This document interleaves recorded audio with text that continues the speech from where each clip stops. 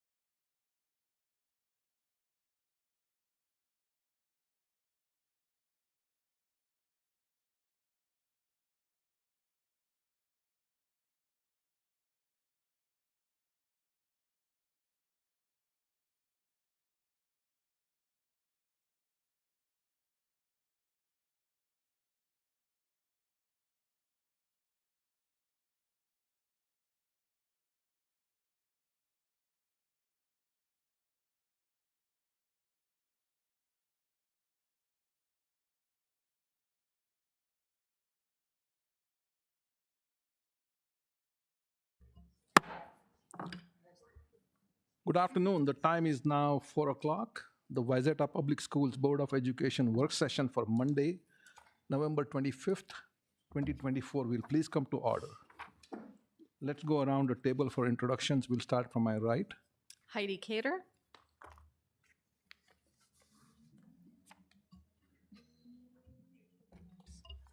Sheila Pryor. Dan Ginestra. Paris Bhende. Valentina Ayers. Sarah Johansson. Chase Anderson. And I am Milind Sohani. Thank you and welcome everyone. As a reminder, the board does not vote on any items at the work session. This afternoon, we have 4 items on the agenda. First, we have the Finance and Operations reports. Executive Director of Finance and Operations, Scott Lesage, will present the auditor's report. Scott. You will present the auditor's report, right? Yes. Thank you.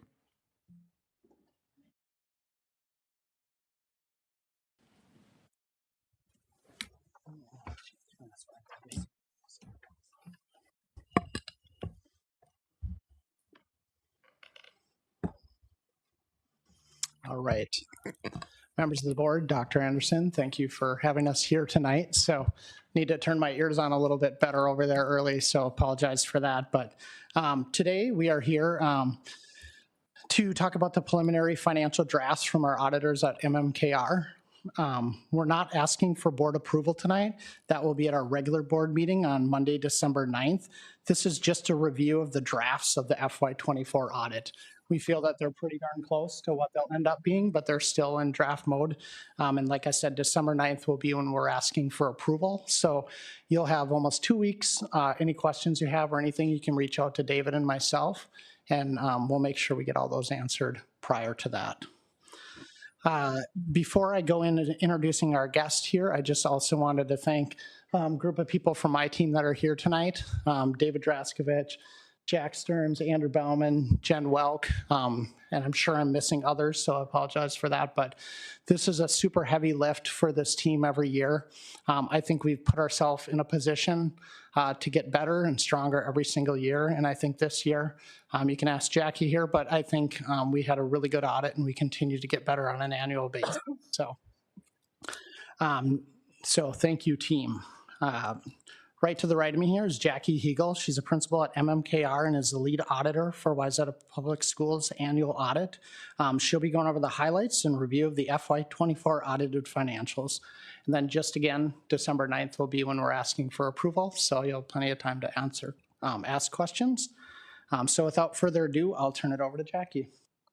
All right, well, good evening and thank you for having me tonight. As Scott said, my name is Jackie Hegel and I am a partner at MMKR, the lead partner on the audit for the Wayzata School District, and here to present the audit results for the year ended June 30th, 2024. So the first slide, whoever's running that wants to move it forward, just giving a little background as our role as auditors. As auditors, my role is to issue an opinion on that district financial statement. Since your district does receive more than $750,000 in federal funding, there's a separate audit of just the federal audit. That's a schedule of expenditures of federal awards. That threshold is increasing in the next couple of years, but it's increasing to $1 million. So even with that increase, the district will probably still be meeting that threshold moving forward as well. As part of the audit process, then we also test the internal controls and the compliance over that financial statement audit with that federal single audit, and then with Minnesota state laws and regulations. So each year, the Office of the State Auditor releases that legal compliance manual, which as auditors we're required to test the specific statutes that are in that manual each year. And moving on to the next slide, then summarizing the results of the audit, which you're gonna see are all good audit results. We issued an unmodified or clean opinion on that basic financial statement. That is the opinion you are looking for as part of the audit process. In the current year, there was another GASB standard that was required to be implemented that related with some GASB guidance on group assets. So in previous years, you are, or I should say in the current year, you're now required anytime you are purchasing bulk assets, like similar assets such as computers, if it's significant to your financial statements, even though individually the assets might be less than your policy, you are required to include that on your financial reports. So in previous years, if you think of computers might not meet your threshold individually, as long as they were underneath the threshold, you did not need to include those as part of capital assets. But started in FY24, you are now required to include those in your capital assets. So the district did have to do what we call a look back. You had to look back a couple years at your various assets that could meet that policy. Items such as furniture and equipment were the common items. So you're seeing a change in accounting principle run through your financial report of about $3.5 million, and that's looking back a few years, picking up any of those assets that weren't previously capitalized but now meet this new GASB guidance. As part of all of our review of the internal controls and compliance over that financial statement audit, you had no material weaknesses or instances of non-compliance to report in the current year. With the Minnesota legal compliance opinions, also had no instances of non-compliance to report in the current year. And then lastly, the single audit of federal awards.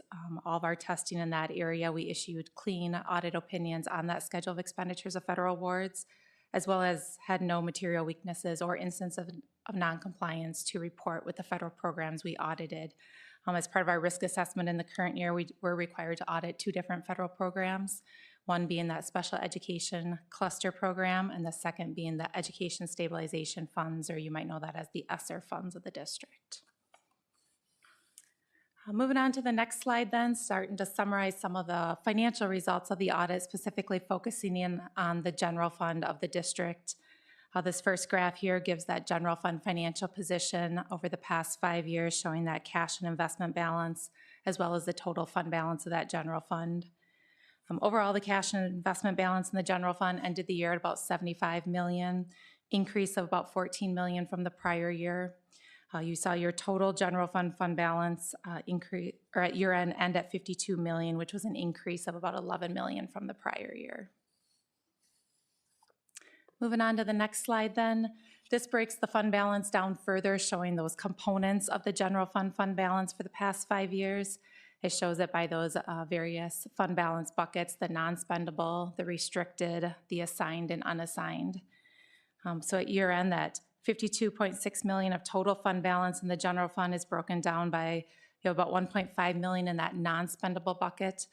That is items that is already tied up in inventory or prepaid. You've already prepaid for some items at year end.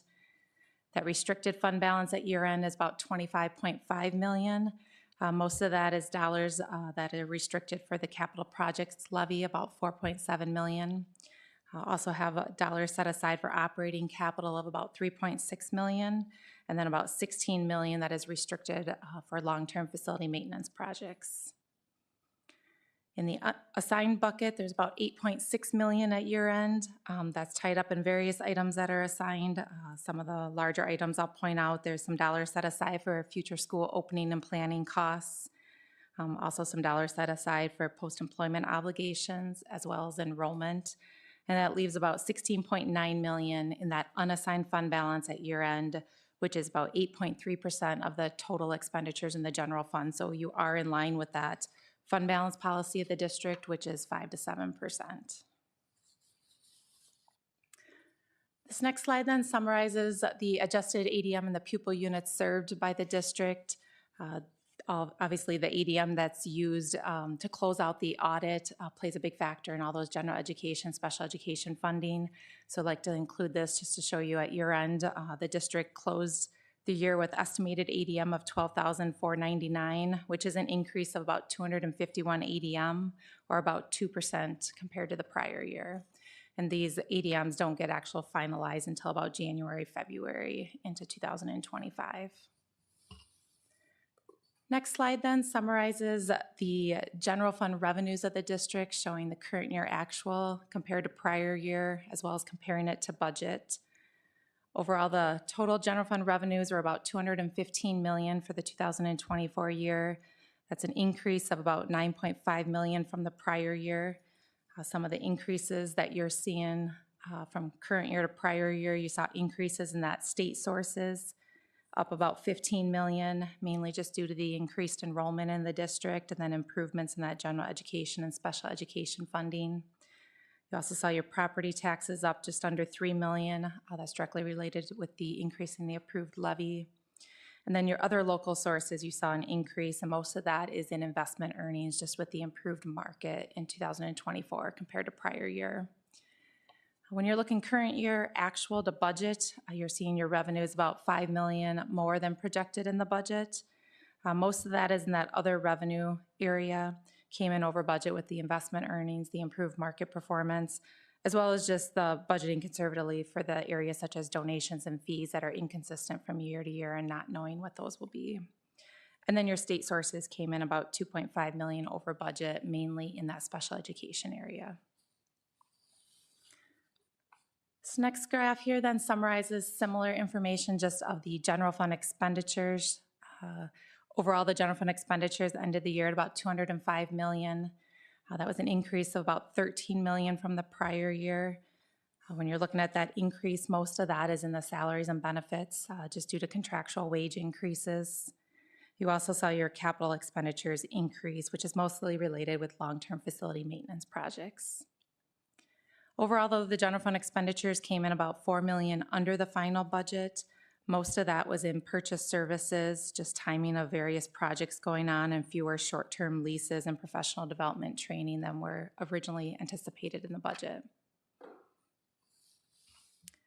The next graph I have here then summarizes the other operating funds of the district, specifically that food service special revenue fund and the community service special revenue fund. The food service fund ended the year with a fund balance of about $2.5 million, which was an increase of about $880,000 from the prior year. Your revenues came in over budget about $850,000, mostly in the federal sources. You're seeing your expenditures were also over budget about $500,000, mainly in capital outlay and purchase services. Overall, a lot of the variances to budget is also just due to the changes in legislation, with now meals being free for all students and just being difficult to anticipate just how many meals you would be serving compared to last year. The Community Service Fund had a positive year this year, ended the year with a fund balance of about $4.4 million. That was an increase of about $1.6 million from the prior year.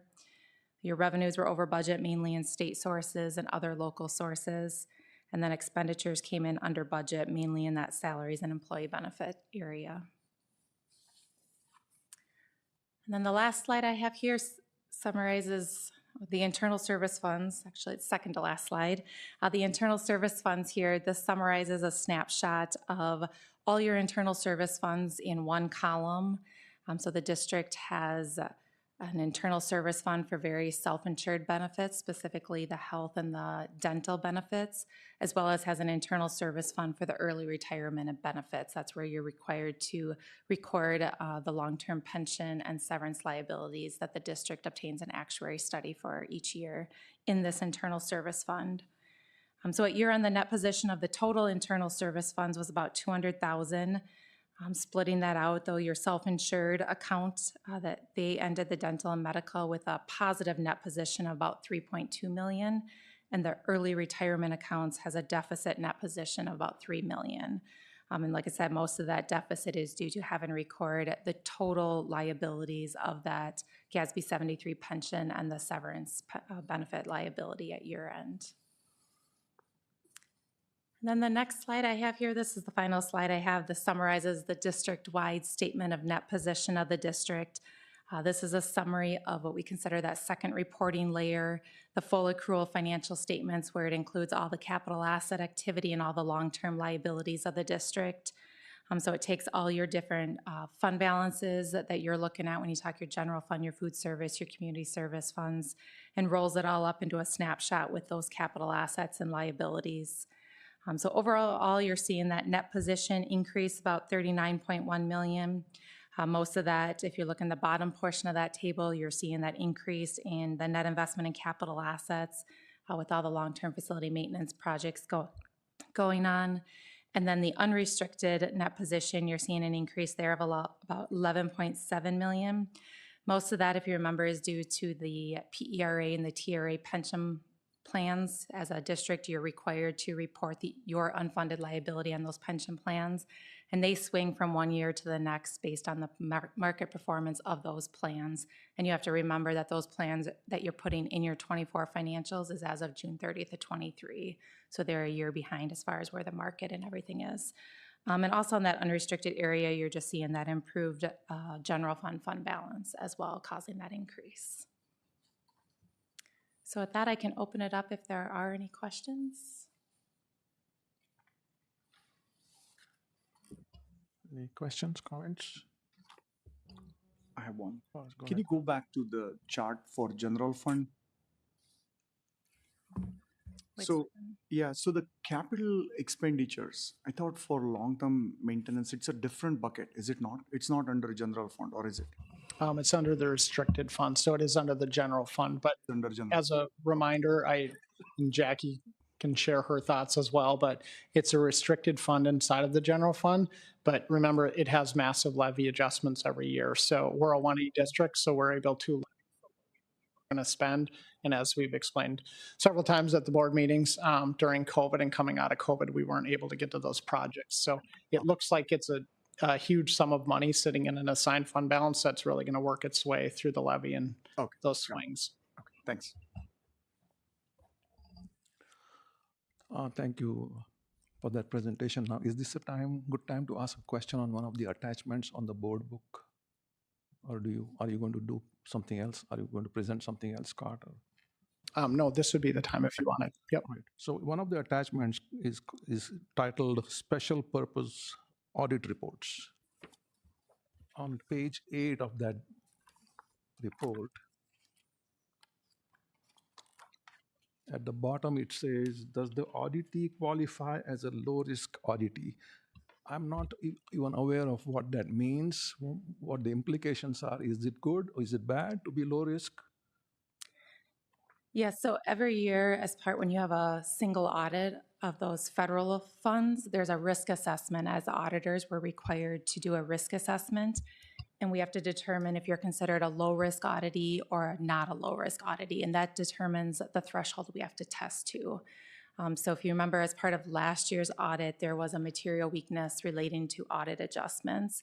That's one of the questions as part of this year's federal audit, that since you had a material weakness in the past 2 years, you're no longer considered a low-risk auditee. So as part of our federal testing, we're required to test 40% of your federal expenditures in FY24. Okay. If you are low risk, you're testing 20%. So if you have 2 years of clean audits, then you can go back to being a low-risk auditee. Okay. So that question would be yes in 2 years if nothing came up like last year. In the current year, nothing came up like last year. Do we have to go one more year for that? You have 25 would have to be a clean year, and then 26 could go back to a low risk then. Thank you. I understand that now. Any other questions, comments? Not. Thank you so much. And so we will do this again on December 9th for an approval from the board, right? Absolutely. All right. Yep. And any questions in the meantime, please feel free to reach out to us. And just wanted to thank Jackie and her team. We've really appreciated having them do our audit. And hopefully we continue to get better on an annual basis. So thank you, Jackie. Thank you, board. Thank you so much. Thank Yes. you. All right. Next, we'll hear an update on the attendance area adjustment from Dr. Ray Queener and Scott Lesage. All yours, gentlemen.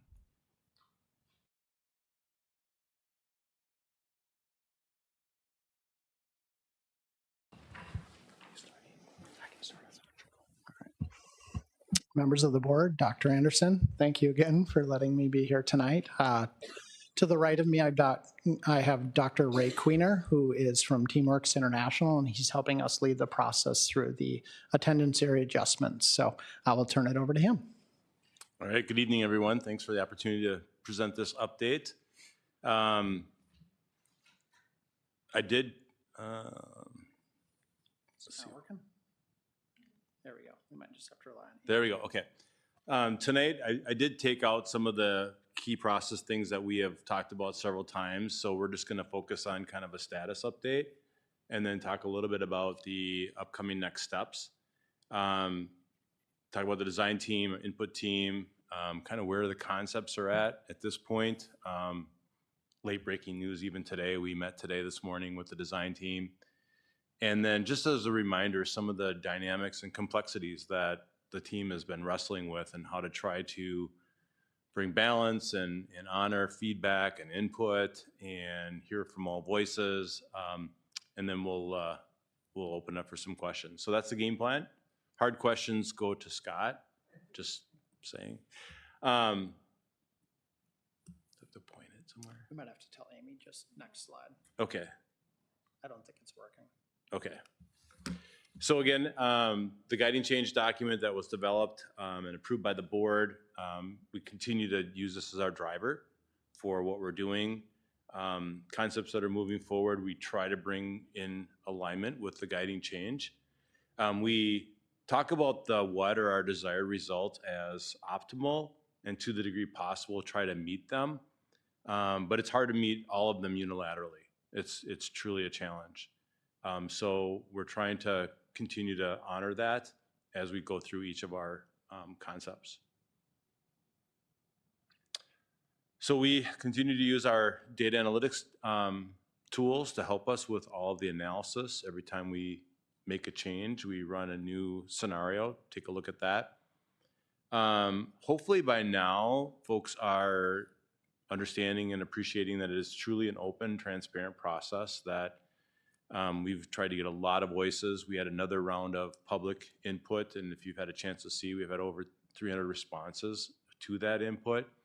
The design team takes it very seriously, as well as they do from the 80-member input team, trying to honor what we can, and trying to outreach as much as we possibly can. I know Amy's done an excellent job with her team on communicating steps and progress. I know there's another update going out tomorrow, kind of where things are at, and I'll highlight a couple of those key next steps in a few moments. So I think today was 10. We've had 10 design team meetings. We were talking today actually that even though we haven't had concepts for everything considered, I really think that over the course of this time, the design team has asked what if questions about almost every neighborhood in the school district. So even when they're doing their work, they're running data, and we're looking at just everything that we can as we talk about these different concepts. And as a reminder, there's 30 people on the design team that make up representation from all sites, principals, district directors, people with knowledge and expertise. We have transportation at the table. So they really truly know the district. And that is a summary of the concepts that have been looked at. We started off with 1A, 1B, and we are now currently on 8A, 8B-2. When you see the dash, that just means it's a second iteration. It was a slight tweak to 8B.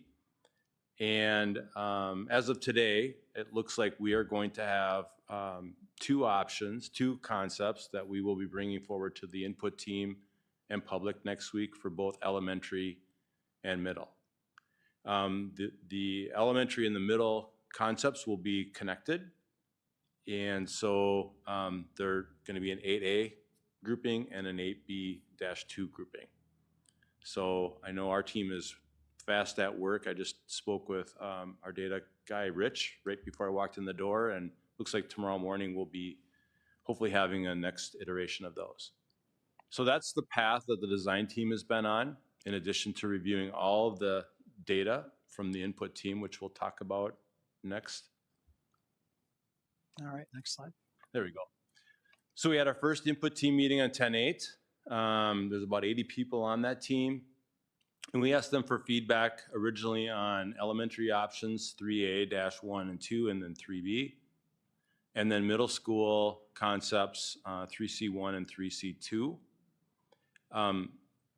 Intentionally, there were different components in those concepts that we wanted to get feedback on. So all the concepts that get presented to this point have been to get feedback and input on them, knowing full well they're not options for implementation. And so we continue to remind folks that we have not put options on the table that we know would be implemented. Same was true on 11-13. What we learned in our process is that we really needed to start to solidify the elementary attendance areas first. when we were trying to do elementary and middle at the same time, there were too many moving dials and moving parts, and so it was hard to get middle. And so we kind of honed in now on a couple of viable elementary concepts, and then today we spent time working on the middle.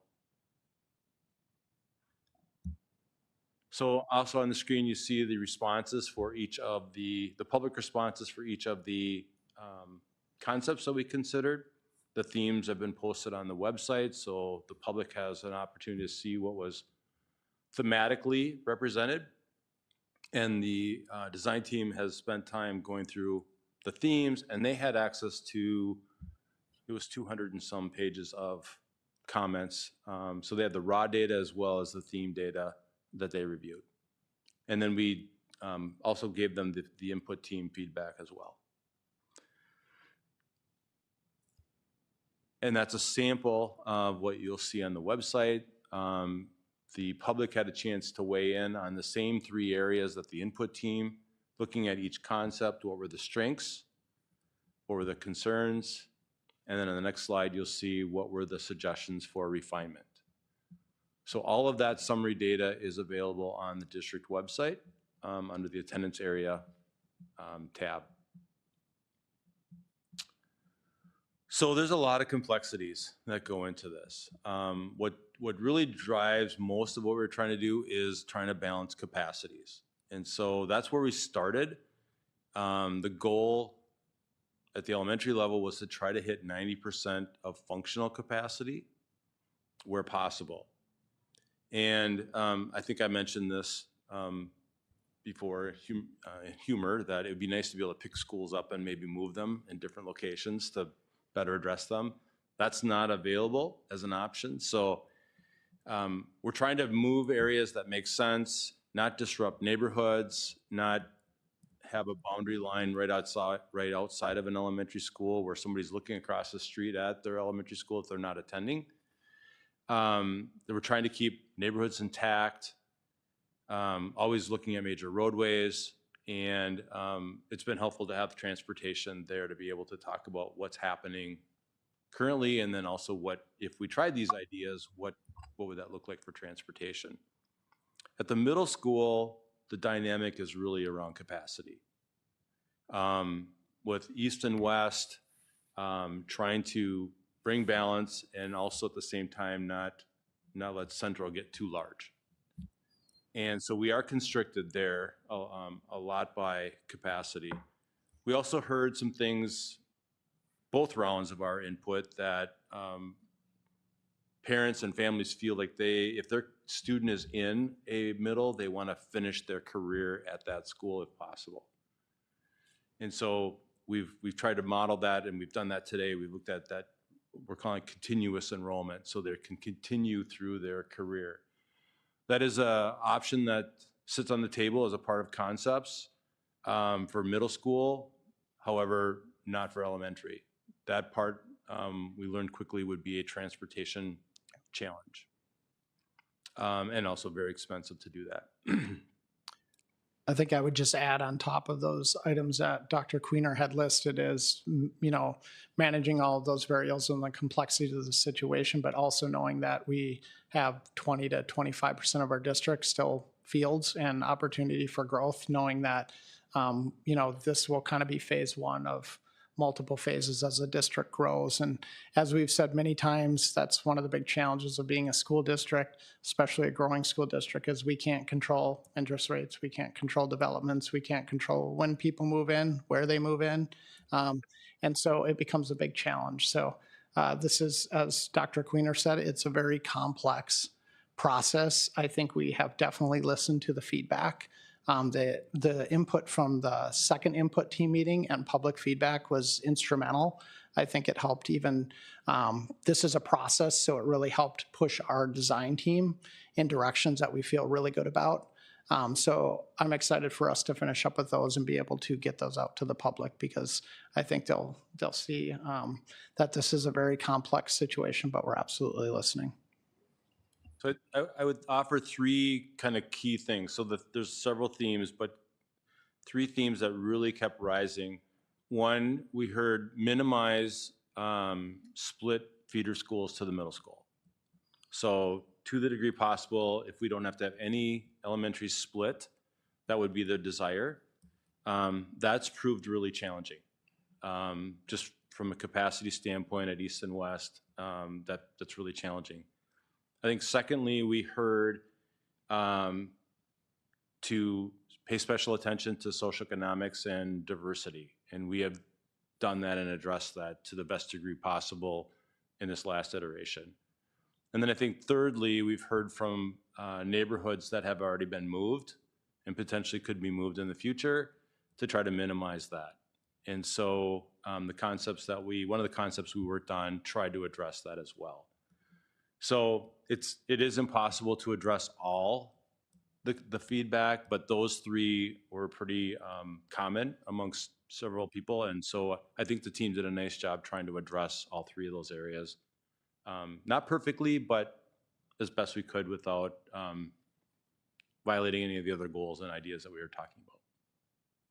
I think I would just add to knowing, obviously, we're a growing district and keep going back to that because it's a huge element. Knowing that this is kind of phase one again, is that when we looked at it from several different perspectives, we're trying to also reduce a move now and then in 3 to 5 years, another move. So as you know, it's very complex because when the buildings were built years ago, they probably made a whole lot of sense. But when you look at our middles, they just run along the southern part of the district almost in a straight line.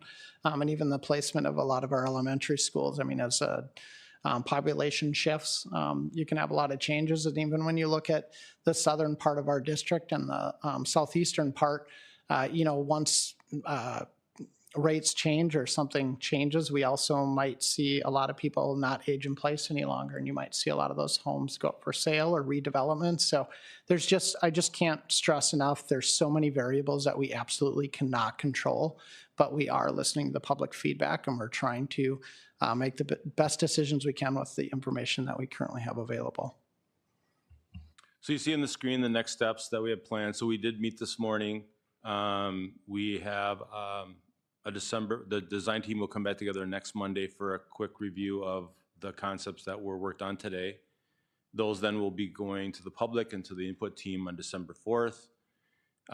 Right now, we're thinking that we might do a presentation to the board on December 9th at your business meeting with the concepts as they're coming forward, and then TBD on an action date. So originally, tonight we were hoping that we would be able to present concepts to you for consideration with action on the 9th. And the last 2 weeks actually have yielded some, I think, better concepts. So we're delayed, but I think in a good way. And the last thing before I open up to questions, one of the things that we work on with school districts is true partnership. And Wayzata Public Schools has been a great partner. Scott and I have become best friends. We text and talk, but the team that's in Wayzata has just been a pleasure to work with. Jen has been phenomenal. The Amy's, both Amy G and Amy P have been wonderful. Just tremendously talented people. So I really feel like it's been a partnership. And I've even seen that in the design team. So we have principals that represent elementaries and middles, but they're there as a team, not just there representing their building. And so they're doing some of their best thinking, whether I'm a middle school principal trying to help in the elementary or vice versa.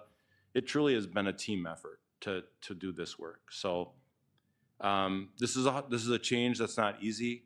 Anytime anybody moves schools, it's a hard change. Everybody remembers that. We spent a lot of time looking at charts and graphs and data, but we know there's a family on the backside of every one of those numbers, and we constantly remind people about that. So with that, unless Scott has anything else, we will open up to any questions. No, I would probably just reiterate the partnership with Teamworks and us. It's been a lot of hours, a lot of nights, weekends. I'm sure Ray regrets giving me his cell number. So a lot of text questions, but I think our team internally has done a pretty amazing job too. The design team has really come together. As you said, it's representatives from all over the district office, staff. Obviously, you mentioned Jen Walk has been tremendously helpful just with her insights and time in the district, along with our principals and other administrators. So it's been a true team effort, and this is a really tough process. It's a tough process, and sometimes you have to go through it and come up with what you think might be a good idea, and then you see a few variables that swing it, and you go, okay, we got to swing back the other way. So it's a process, but please know that everybody's been very involved. I think we've had a really solid group, and Teamworks has been a good partner. I might just share a couple thoughts too. First of all, thanks for the presentation and all of your hard work throughout this process, and all of our other team members and community members that have been involved in input, school board members receiving and responding to emails and communications that you might have when you're out in the public. But I just want to say thanks for the work that we've done. And I've heard, I think both of you reference phase 1 and phase 2, or chapter 1 and chapter 2. There's two ways to look at it. It's chapter 1 now and chapter 2 coming up, but if you look at the big scheme of things over a period of, I don't know, 15 or 20 years, this might be chapter 12, and and we're heading into chapter 13 or 14 or whatever the case might be. But growing communities go through various iterations of these types of changes, and it's an indicator of a variety of things. One, it's a community that people are still looking to move into. I think in the 16 years I've been here, 16 and counting, we've grown from about 9,600 students to 13 or 12,800. So we've had a significant growth over that time period. We've built 2 new elementary schools. We've added on to a number of our elementaries. We've remodeled all of our buildings, added on to the middle school, added on to the high school to accommodate that growth. And there will be more of the same. Some of our communities and cities are filling up and getting close to fully grown out, but we still have some significant pockets of growth in Corcoran area and also in Medina. So we would anticipate that there will be more chapters of this. And, again, it's we're probably a decade, maybe part of a second one, before we get to that equilibrium point where maybe we can define the types of maps and attendance areas that on the outset I think we were striving for, those nice clean maps that show everything kind of co-located and cozied around the specific school. But that might be a concept that is more applicable for an eventual fully grown out community, which some communities in the metro are. But we'll continue to strive forward. I have really appreciated the feedback that we have received from the community, as been mentioned already. And we're doing our very best to be responsive to that and put together what will certainly end up being the best of the imperfect options, because I don't think there's a perfect recommendation that we can bring to you, or a perfect option that will meet everybody's desired wishes. But we'll try to be as responsive as we can, and again, position us for whatever that next chapter, whatever the number might be, to position us in the best way possible for that. So with that, Mr. Chair, I'll turn it back over to you. Okay. Thank you, Dr. Anderson, and thank you, Scott and Dr. Queener. Scott, Dr. Queener said that now you are best of friends, but don't forget what he said in the beginning. Ask the hardest questions to Scott, so be careful. I wrote that down. Okay. So. But thank you for that. Any questions, comments? Paras, yeah? You can go first. I have 4 questions, so I'll wait for my turn. If times comes to between choosing social economic situation versus neighborhoods which had been disrupted several times, at least the feedback I've seen that some of them are saying our kids had been moved 2 years ago, and right now you're disrupting us again. Which of them you're going to be choosing? I don't know that there's a hard and fast rule. I think every boundary, every attendance area has been looked at, trying to try to navigate all of those parameters. So how many times they've been moved, the socioeconomics, and the capacity of the school. And as I described to the design team, they're like knobs where, sometimes you turn one knob and that affects the other knobs, and it might affect another school. So I don't know that it's a hard and fast rule across the district. But I do know we did pay close attention to recent moves and potential future moves, depending on growth.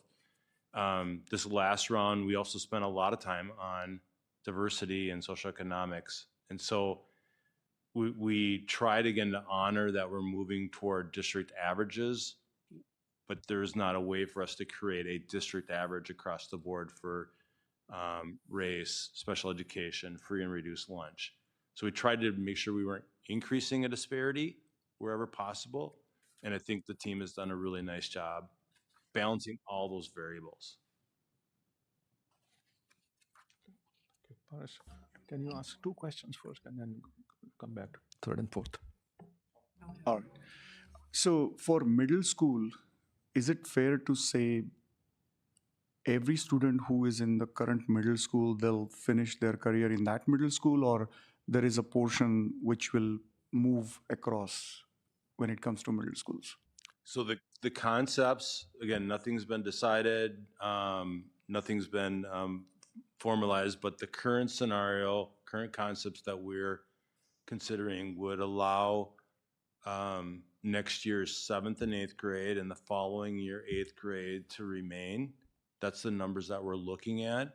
Again, nothing's been decided, but we heard pretty loud and clear early on in the process that at the middle level, if possible, families really wanted their students to be able to complete their time at the, especially with the recent boundary changes at the middle level. Sure.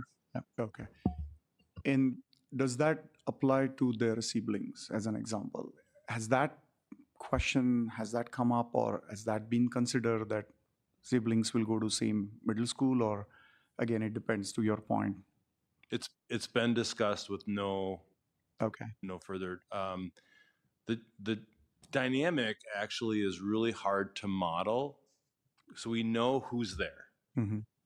And it's hard to project unless, if the siblings are already in the system, that's one thing.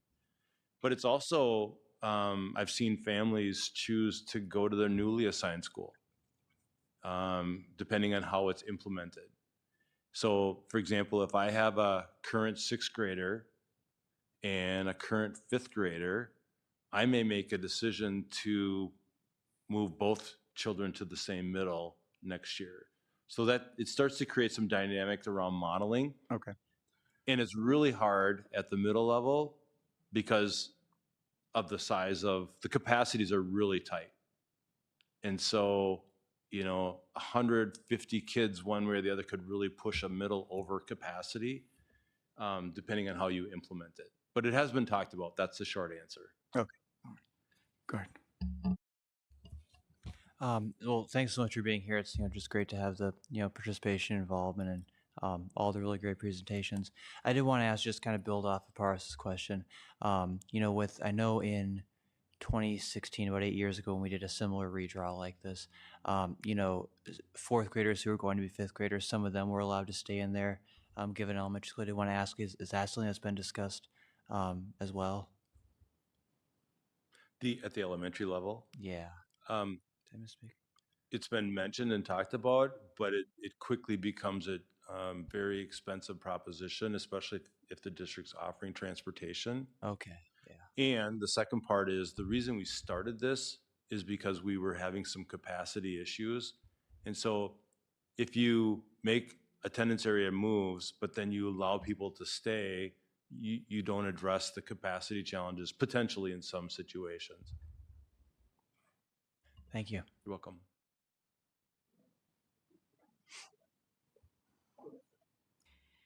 So remind me again, so we'll have these concepts. I need peace of mind with this as we start to talk about grandfathering and kind of doing that. I worry, one, about it delaying the process of us feeling the positive impacts, but I'm also worried about the financial implications, because with every bit of grandfathering, there's additional bus routes or other kinds of things. And so, Scott, this actually is one of the hard questions for you, maybe. Sure. But I'm assuming you're doing this, but is there some financial modeling that's going on in the background as well as we think about these concepts and the impact that they would have on our budget?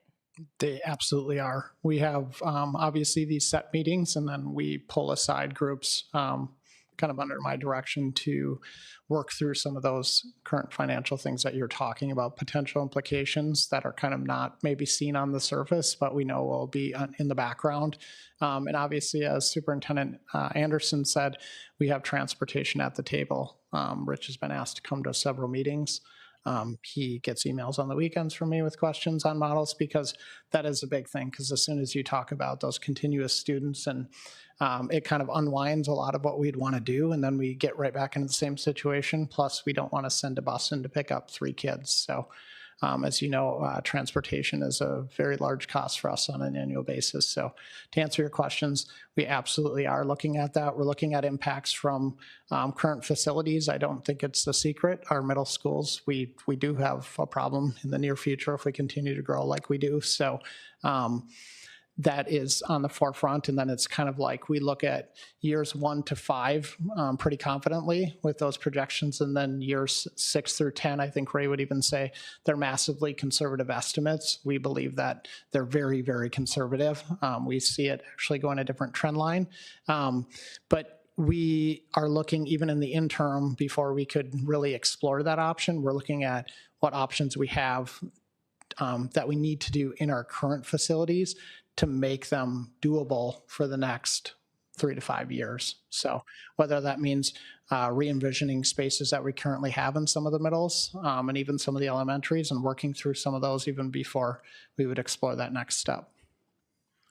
And I would just add too that the transportation portion, so you have the expense of routes, you have the expense of buses, but you also have the challenge of finding drivers. Yeah. So even if you wanted to do that, it still presents a challenge, and that's pretty universal across all school districts. Right. Thank you. I'm going to piggyback on a question about transportation. I've seen several comments saying that why our kids are going to be bused. They will be passing another elementary school, which is much more closer to us and where we had been going.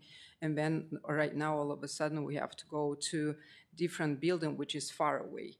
In that case, then transportation will be costly. So why we are choosing that kind of option? Yeah, maybe if you want to take in that one. I think that's something that we've definitely heard with the public. I think as Dr. Anderson alluded to, we are a growing district.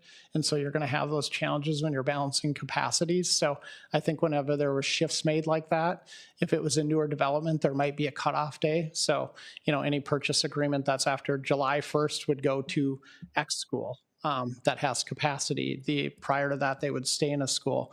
Also in these latest concepts that we're currently working on, we are addressing that. So we're trying to balance what you just described, but we're also trying to be very cautious of people that have moved before.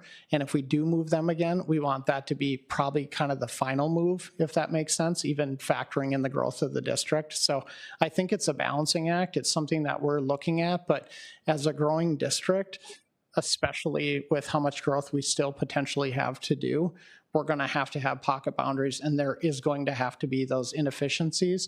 The interesting thing is, even as inefficient as they might seem, they can still be cost effective based on the worst available. You know, it's the best of the worst available options. So when we are going into an area with a bus, we're trying to make sure that bus is really full to maximize that. Does that answer your question? Okay. Right. I might just add too that we seek to minimize longer bus routes, but we probably can't eliminate them. And Scott alluded to the fact that in a growing school district, some of those pocket boundaries might be inevitable in order to help bring greater balance to individual buildings and to do some degree of prep for the future as well. So I think we're probably going to need to have some of those when all's said and done and we land on a final recommendation at some point. Because we are a district, as I said before, that is still growing. And we do have buildings that have some capacity, and we have others that are very tight. And again, we'll seek to minimize that, but I don't think we can eliminate it at this point. And I think the other piece is that, again, going back to the contiguous boundaries and the locations of the schools, it'd be nice if the school was in the center of an attendance area, but that doesn't work that way. So there are several places where the school is closer to a attendance area line.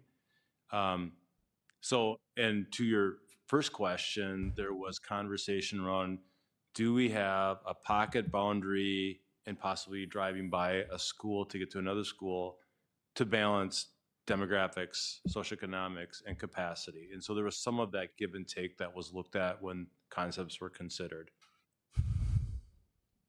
I think I would just add too, because I know several of the comments were made, why don't you just build a school? I'll tell you, it is not that easy of a process. It is a massively lengthy process. So I know we literally have had a lot of that feedback, and they're great questions, great suggestions. It is a very long process, and as you guys have gone through it, some of you on the board, and Dr. Anderson, it is a lengthy process which involves the state and getting review and by that area. So it's not that simple. So as I always say, we kind of get to deal with the aftermath of things, but we're expected to see into the future. And unfortunately, we have to be reactive in some natures. We just try to be planful for the different scenarios that come our way. So. And I think at some point that will happen. Another school or schools. We had some trend line disruption when we went through COVID. So I think our, now as we look at our historical growth patterns and project that into the future, there's some added complications because we're still navigating a little bit around those anomalies from the 2021 and 21-22 school years that caused somewhat of a wrinkle in predicting and projecting. And just like we couldn't have predicted minus 200 students in the 2021 school year, we weren't necessarily anticipating the full 350 to 400 this year either. So there was a bit of a pop within the district this year as well. We don't necessarily think that's establishing a new trend line, but this year might in and of itself be a bit of an anomaly. But I'm pretty sure we are back in a growth pattern. I think we've averaged 200 to 250 kids per year during the past decade and a half, and I anticipate that we'll start approximating that again with a few more years into the future. Valentina, you have a related question or a different one? Okay, if it's related, go ahead. Otherwise, let Paras finish asking the questions. Yeah, please. So I think previously we were looking at 24% of students getting moved around, right? Is that still the percentage, or now with different iteration, has it gone down? Has it gone up? Do you know like roughly where we are? Can you repeat the beginning of the question? So I think initially, in our initial iterations, we were expecting about 24% of students being moved to different schools. Is that still the percentage, or has it gone down? Has it gone up? It's gone down, and I don't have the Sure. new percent off of my. Okay, so it has gone down. And at what point in time would we know the capacity? So as an example, when you're running the models, would we know that, hey, for these schools, this was, capacity before, and by implementing 8C and 8C2, now we're going to bring it down by 10%. I'm making it up, right? So would we know that upfront, or we have to implement and then there are subsequent steps and the outcome will be known 6 months down the line? Like what do you think? Yeah, so I don't have a graphic to show you, so I'll do my best to visually describe it. But we do look at, and primarily focusing on 5 years. We do model out to 10, but we're focused primarily on 5. And for every school, there are 4 lines that we are looking at. We have 2 horizontal lines, 100% capacity and 90% capacity. So we're trying to model between the two. It's closer to 90, but we're trying to stay for sure in between the two. The second 2 lines are the projection lines. One line is just what we call cohort survival. So it's what's happened in the past 10 years to build how many 3rd graders go to 4th grade, and what is that ratio? We've modeled that as one line. And then the 4th line in this scenario is what is new development add to the mix. Yeah.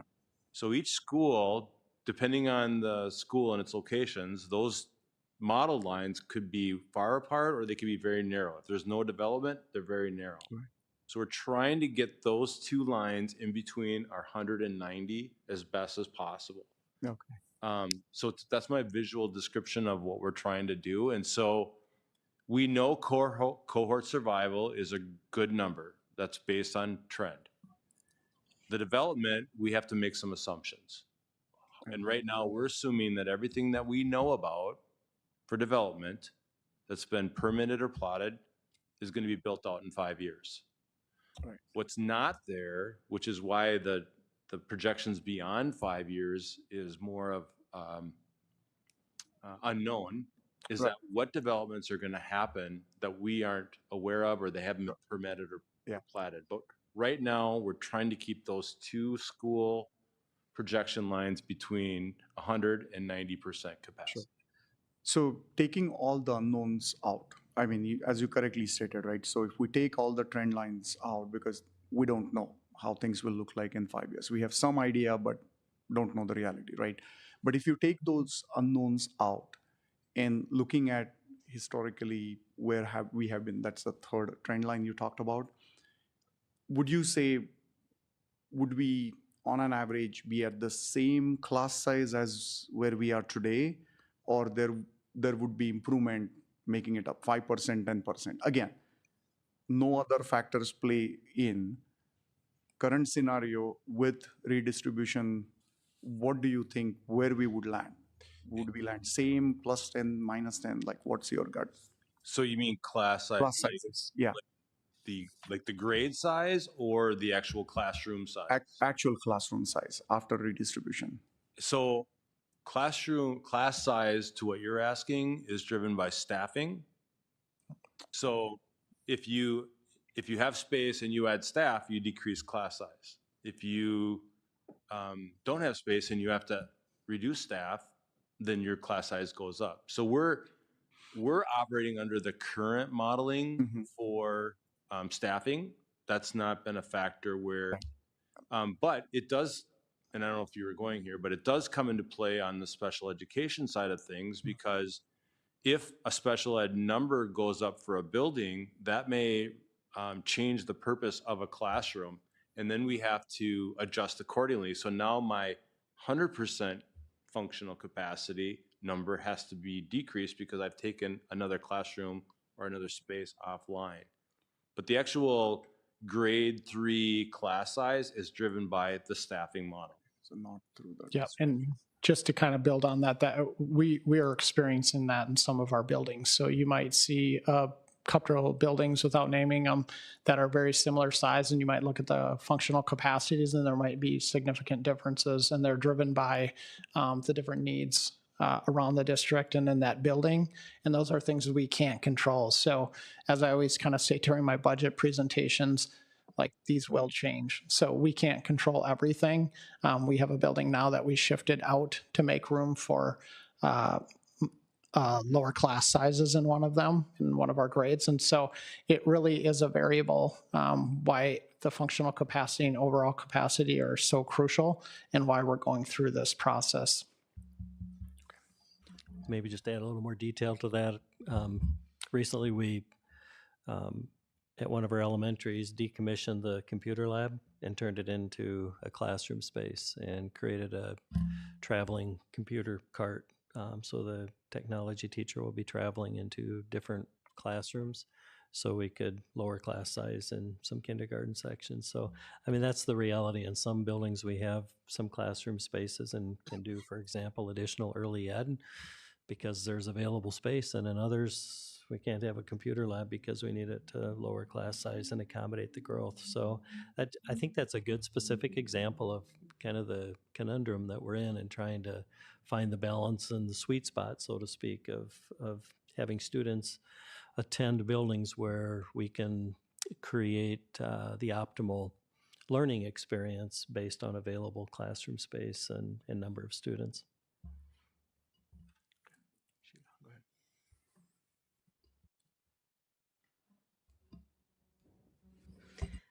Sorry, my microphone doesn't work when I push the button.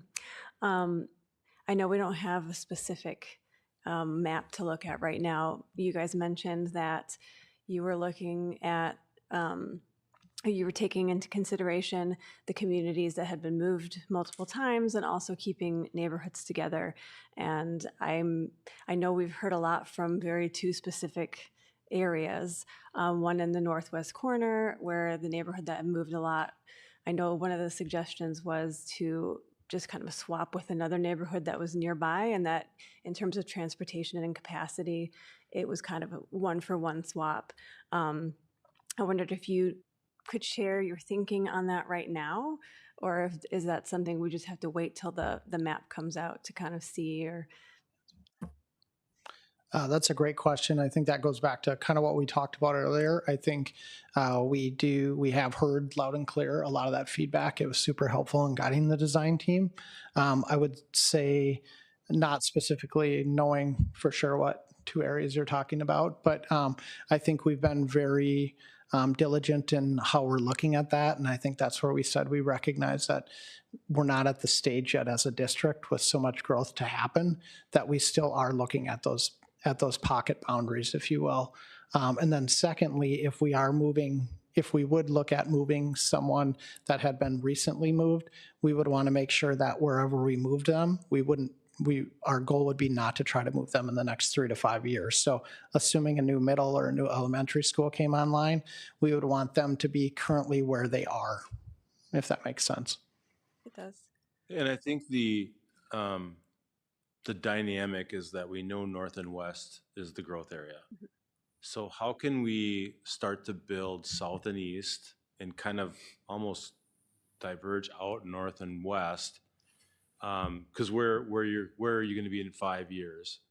And so frequency of prior moves, and if there is new schools, what would that look like, and what moves could we avoid?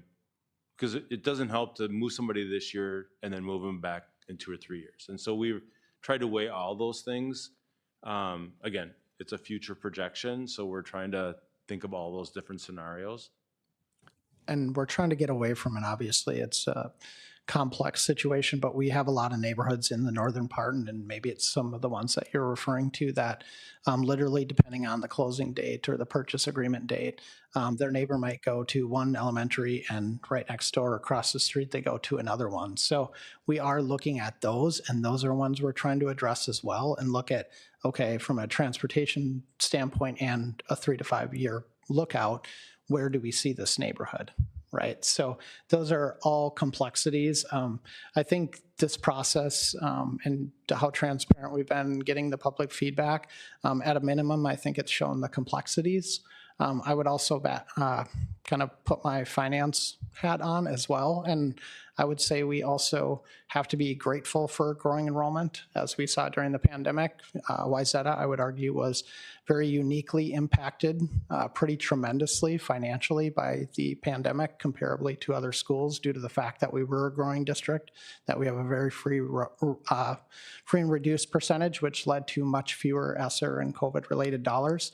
And so as we hopefully work through this last year of cost containment, a big reason that, coincidentally, we just had the presentation of the FY24 audit, and you saw our fund balance kind of adjusting back to where it's been over the last 5-10 years in that 8% range.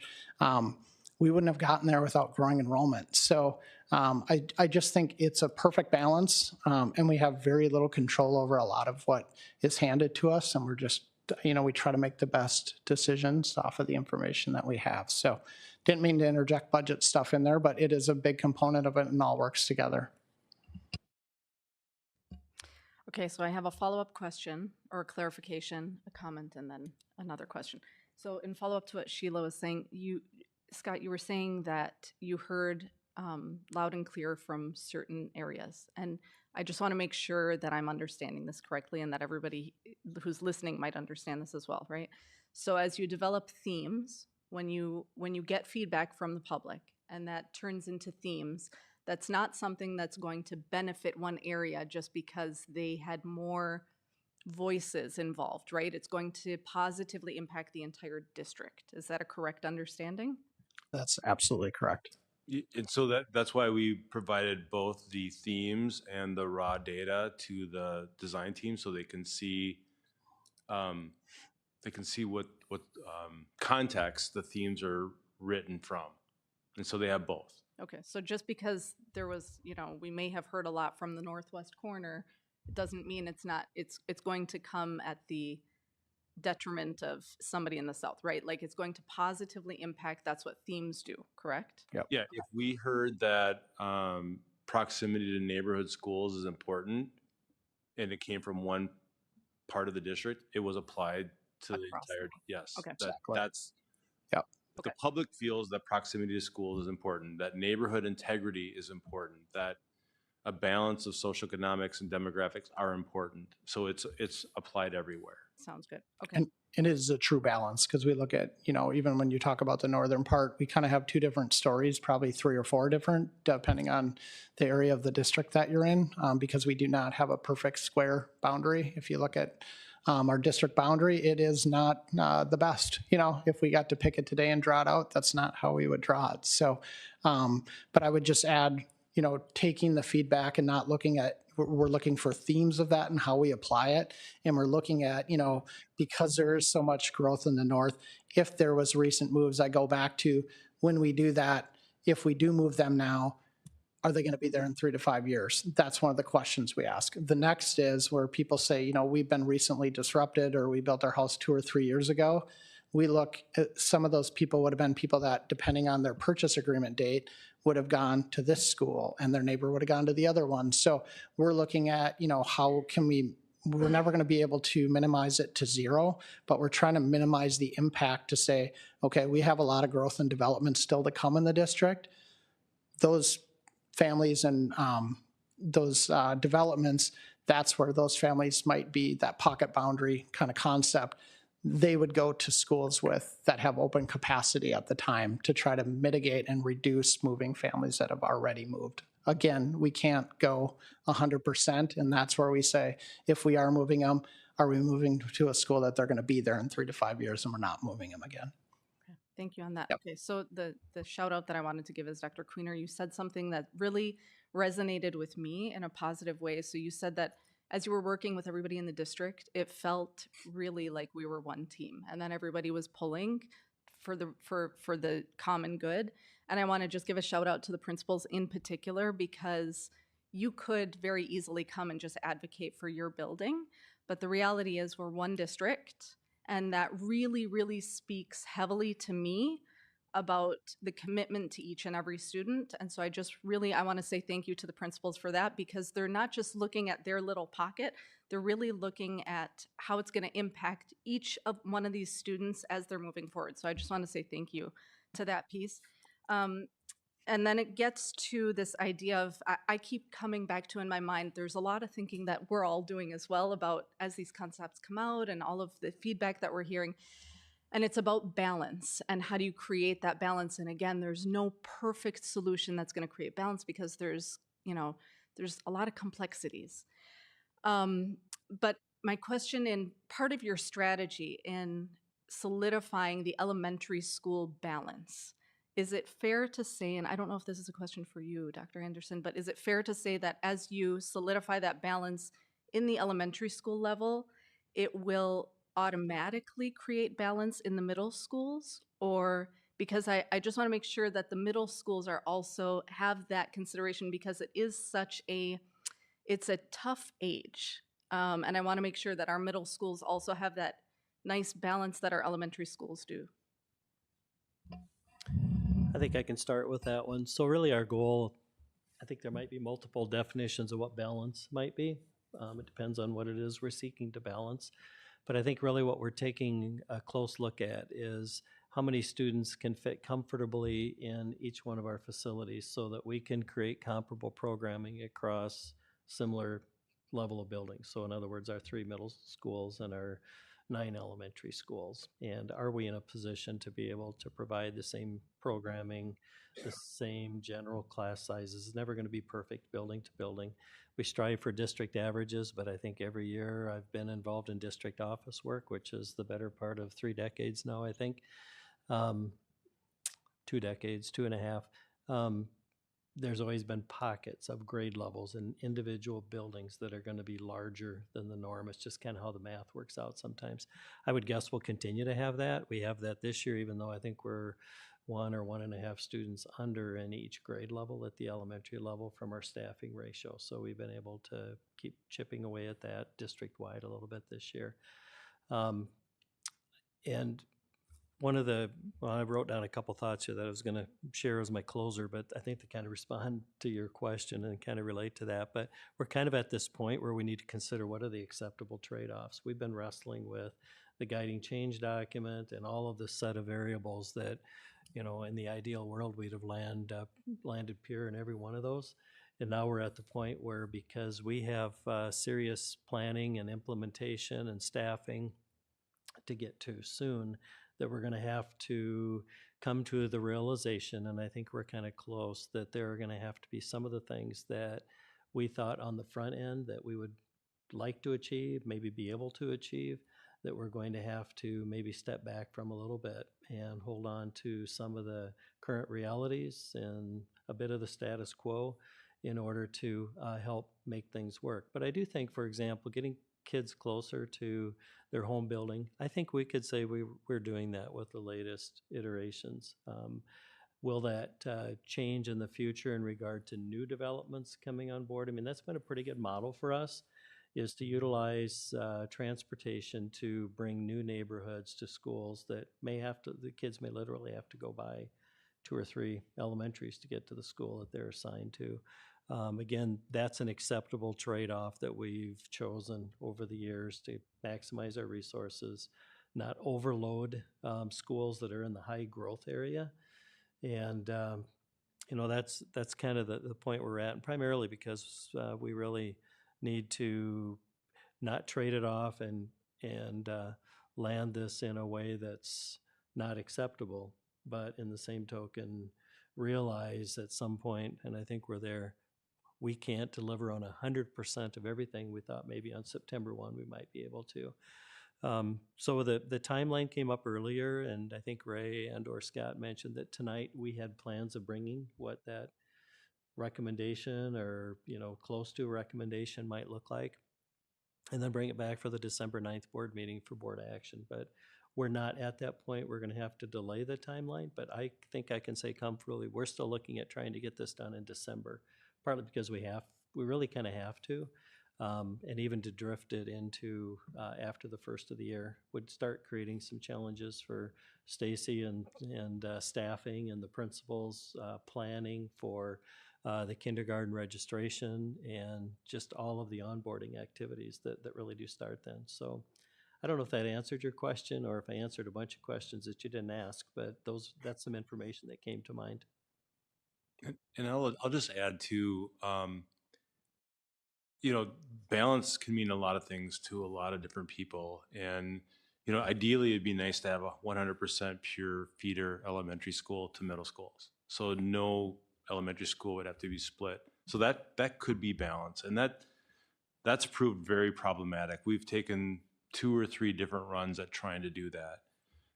But I think probably a bigger thing around balance is that the team has looked at, because transitions and kids are hard.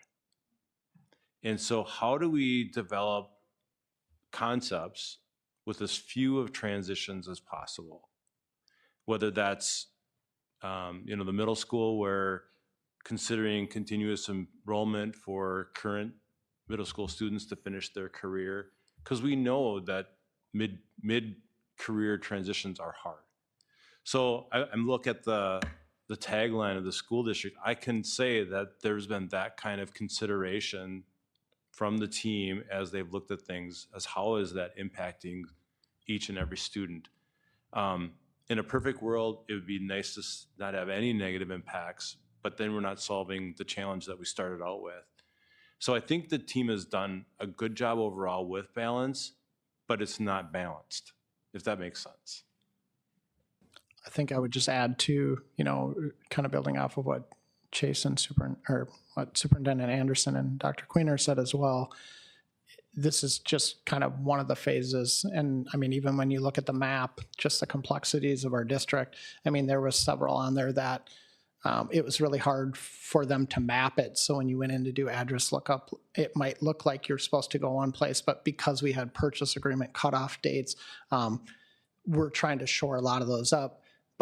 then I tell you, we will have those again in the future because there's going to be those spots, in the northern part of the district that we see massive growth that, one neighbor, depending on purchase agreement, might go to one school and, a year or two later, they might go to another school. So I think it's just part of being in a growing district, and we're just trying to manage it as well as we absolutely can.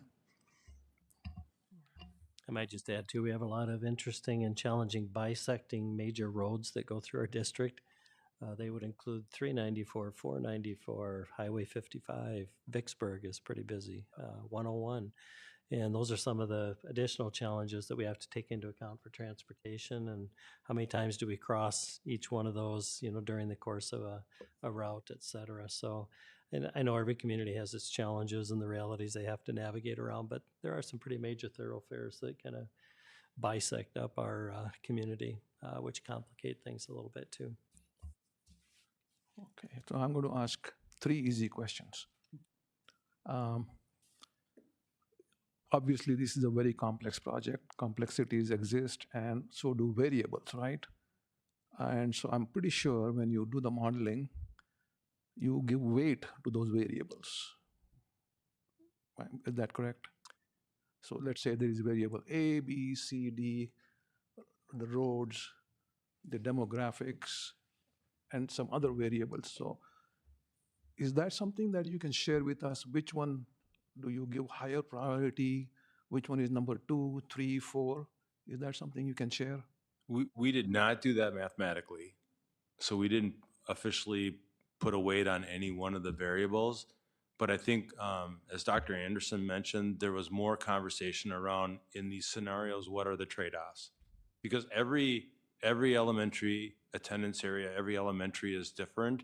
So there wasn't like a set of unilateral constants that we prioritized across the entire district. We really were looking at what are the dynamics around each elementary, and every attendance area was different. So we did get to the trade-offs. Do we want to push up to the 100% capacity to get this? Or do we want to go below a little bit on 90% capacity for this benefit? And so we constantly were doing those trade-offs, but it was done by every elementary school and not a unilateral district. So a case-by-case thing. Correct. Okay, all right, thank you. So could you put up the guiding change document up on the screen for me, please? I know somebody that can. I have 2 questions based on that. Yep.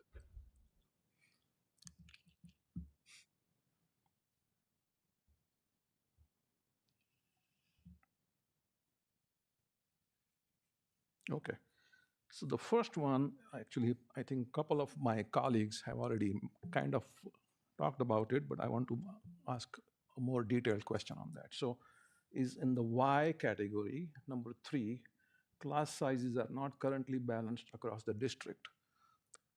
So I'm assuming that you are also keeping an eye on the class sizes. Is that something that you have data accumulated for that you can share eventually? Maybe at this point, they are not ideal. My concern is that we don't want to go from the frying pan into the fire. We don't want to go from what we have right now to make it worse. If it stays the same, maybe okay, but we want it to improve. So is that something that you can share with us? So yes, and I'll just say my part and then let Scott talk about the district part. That issue around class sizes was that it was being driven by a facility and not a staffing issue. And so the concept was that if we have a building overcrowded and no place to put any more classes, that drives class size up. And so we were trying to address class sizes in this project so that the facility isn't driving it, it's driven by staffing. And so it's ideally going to bring some balancing of class sizes, so it's not driven by overcrowding. Okay. And then the second question I have is about the middle column, the not how. Do not intentionally create greater discrepancy in academic opportunities through process. So I think that speaks to the demographic distribution that you talked about. And I believe that you are focusing quite a bit on that because of the responses from the input team, right? Mostly, those were one of the three factors that you mentioned.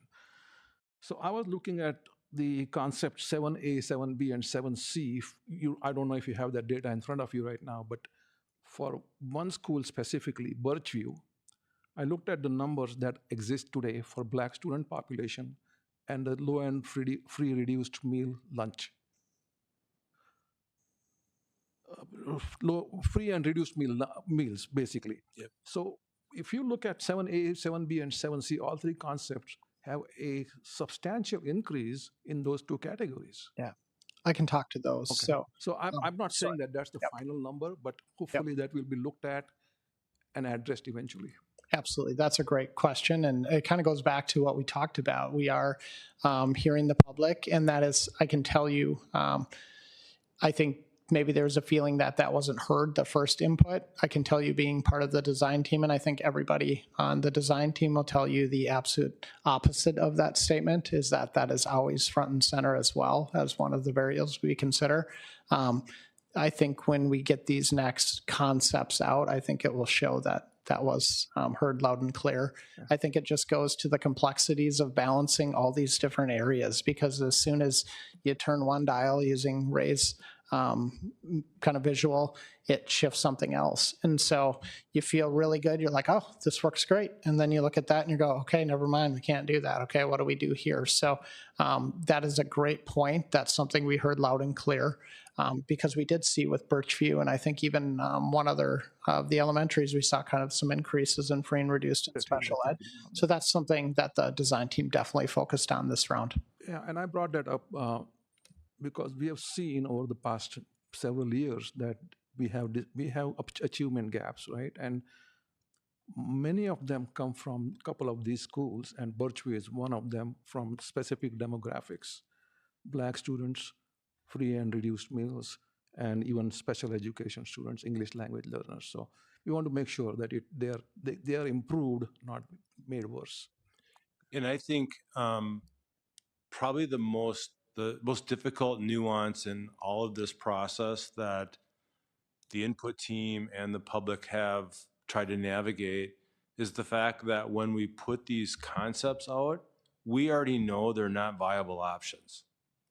But they're presenting something that the design team felt that they needed to get an opinion on before they could continue to move. And I think the public, and even though we talked about it with the input team, they see them as an option, even though we know that not one of 7A, B, or C was ever meant to be a viable option. We actually had even talked about, okay, what is some of the things that we're going to consider in our next iteration before we even get feedback? Because we knew, as experts and as a design team, that we couldn't implement these as is, to your point. And so it's yes and yes. Okay, all right. Thank you so much. That's all the questions I have. I might just add one thing, if I could, to that too, is it's important to reiterate, and I think it came up before, that all of our principals have been in this process. They've been great advocates for their buildings, for their students, for the families that currently attend their schools. And I think the input that they've provided to us has been, well, I know it's been incredibly helpful to hear from their perspective, the people that are immersed with the kids and with their families, what the interests are of the students attending school in those buildings. And I think that that's been incredibly helpful. Yeah. Sorry, Valentin. I'm sorry. I was just saying, and I'm not trying to get the last word, I promise, but I think what Dr. Anderson just mentioned too is, even though they come to the table not as a pure advocate for their building, they do bring the voice of their building to the table. So we are hearing from even those that may not have filled out a feedback form or aren't sitting on the input team.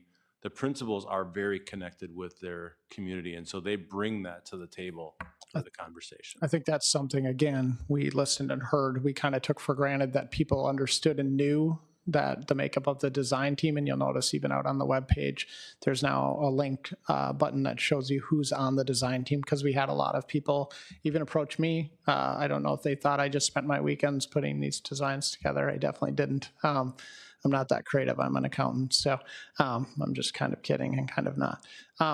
But we did put that out there so that people could see, because we did hear a lot of feedback of, have you talked to my principal? Yeah, actually, that's out of my table the last two design team meetings. So we wanted to put that out there to be very transparent, so everybody knew that there's a lot of people on that design team that represent a lot of different areas of the district. And I can tell you, no matter the position, we're all here for the same thing, right? It's for the students, the community, and the families. And so that is something we always have in the forefront, and it's really what is helping guide us through this. Valentina, I'll let you ask a question. Hold on 1 second. Since you spoke about principals, can you help me understand what Principal Gangler's role is, although the high school is not involved in this? Oh, maybe let. Yeah, I would just say that determining the high school attendance areas are the easiest. He solved that for us, I think. I think he said day one he solved that. Usually my bad joke on the front end of this is I'll take charge of the high school attendance areas and then dole out everything else. But he and a couple of his assistants have been involved with the design teams. But I mean, you make a good point. It's, history in the district and insight about living in the district and having experiences about the 3 feeder middle schools coming to the high school. So there are some insights that can be helpful, but to your point, it's a different role for him than for other principals. Yeah, more the merrier. I was not trying to imply that his role should not be there or at all. But I think his feedback, like you said, being involved in the district for so long is definitely very helpful. But I'm all for more than less. Right. Thank you, Valentina. With this question, I know that I'll be very vulnerable, but at the same time, I'm okay with my background coming from social country. I have a different perspective. I'm curious what I'm missing when I'm hearing that we need to kind of make it equal in social economical level and in free and reduced. What's my feeling is if you have a little bit more, then it is much more easier to hire a para or to have an ESL teacher.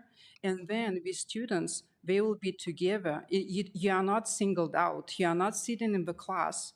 I had two different classroom experiences. In one, in cities, I felt, to be honest, horrible. I was at the bottom of a barrel, so to speak. But I ended up into rural area where we were like kind of equal. I all of a sudden found myself that I can compete. I can try a little bit. And first year, what we've done, we hired a teacher.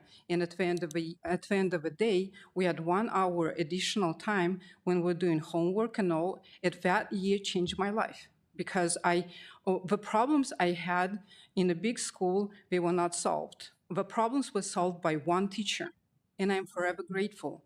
And what I'm trying to understand, I don't have any, ill intent here. I'm trying to understand what is reasoning behind. Again, my feeling is if you have a little bit, several students per classroom, it is much more easier financially to hire. And then with students, you're not alone. You don't feel I'm the only one who is still learning English. You can kind of make friends with another one. And then if you are gathering together, you'll get more, you will feel that, oh, I can compete. I can compete in this level, and then I'll do better in next level. What am I missing? What are we trying to get while leveling everything out? And to be honest, also I heard that it's very important to have integrity, neighborhood integrity. My point is I'm hoping that neighborhood integrity will be taken into consideration, not just simply dividing neighborhood because we're trying to reach out this leveling out the school buildings. So I'll start, and then I'll let Chase and Scott weigh in. So I'm going to take my facilitator and consulting hat off, and I'll put my educator hat back on, spending 35 years in education. it's not that we're trying to drive balance for the sake of balance, but from a programming standpoint. So the goal is to be able to have equitable programming across the district, and that becomes challenging if you have a higher special education number where you're taking classrooms offline, and so there's a higher concentration of special ed or a higher concentration for EL, because that changes what the programming looks like at a school level. And so that, I think, was part of that. It wasn't just the balance for balance sake. It was, how does it, in a school like Birchview, how does that impact a 500 student school for what we can offer from programming if we've got X rooms that may or may not be offline? And I had a really good second point that I just blanked on. I'm sorry. While you're thinking of it, I'll just share that what you described is really facility driven, because the utilization of the facility might change dependent upon the type of programming that you're responding with to deliver for students.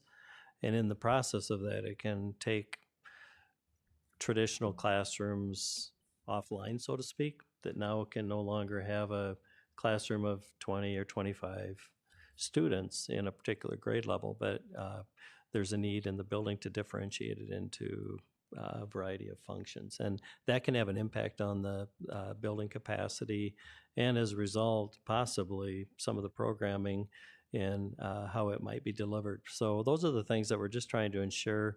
And I don't think we're striving to have everything equal in every building. You can't achieve that, and that I would concur that isn't necessarily the goal we're striving for. But being able to provide and deliver equitable educational programming within the buildings is really important. I'll go back to the point that I made earlier about the principal input. And granted, yes, they've all been a great team. I'll use the elementary as an example of 9 different principals in 9 different buildings.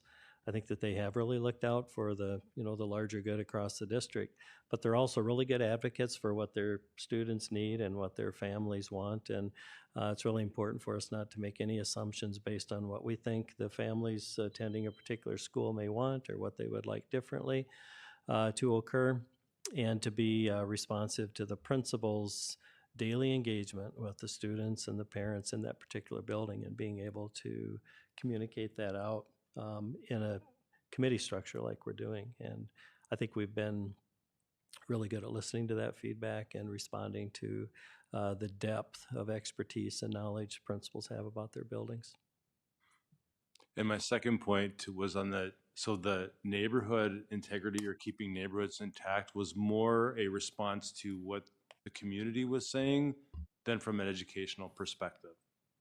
So the community was saying that our goal would be try to maintain our neighborhood without running a line through the middle where this side goes to that school and this side goes to the other school. But that was more of a community community request than it was an education request. I made a comment. I was hoping that we're not,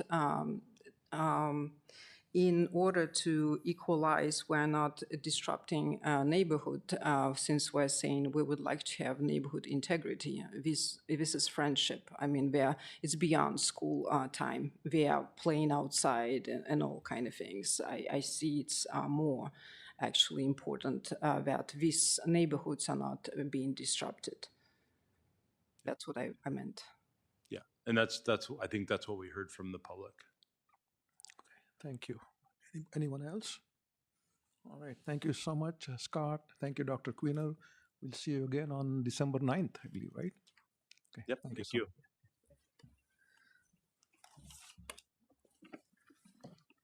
Okay. We do not have any teaching and learning report tonight, but we'll move on to the superintendent reports, and Dr. Anderson will share district goals, strategic roadmap, and district operational plan update.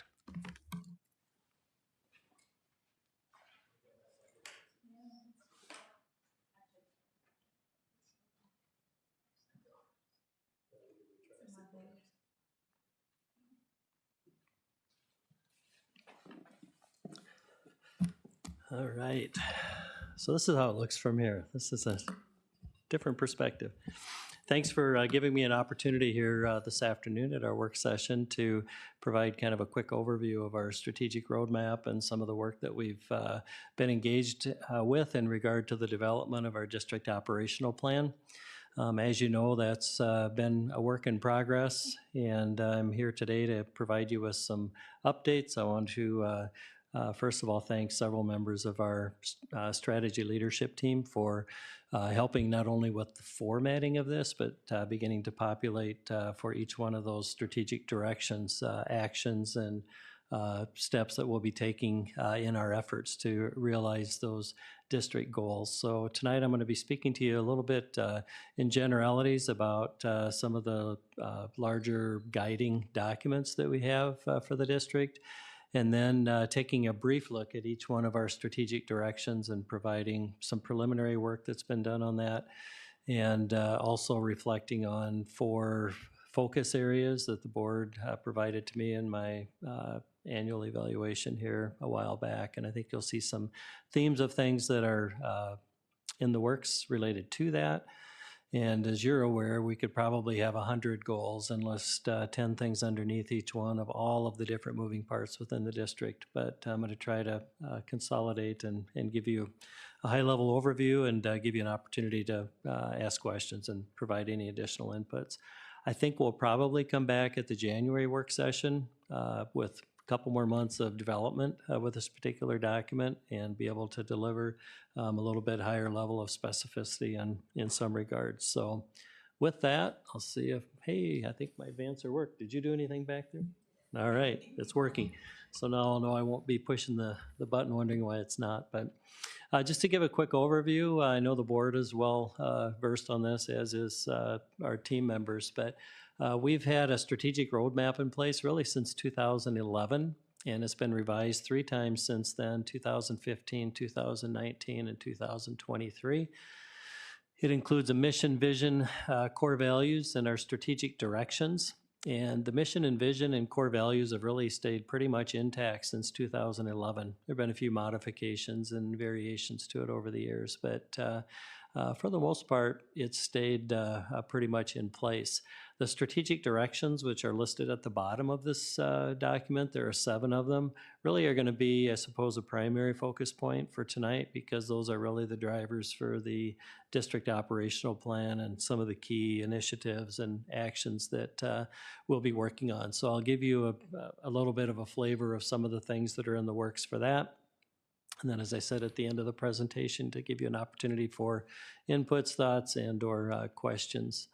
In addition to our roadmap, in 2021, our school board unanimously approved our equity commitment, and it really serves as an amplification of our core values and reinforces our mission, vision, and strategic directions. Both of these documents, the strategic roadmap and the equity commitment, are available on our website for anybody who may want to review those in greater detail.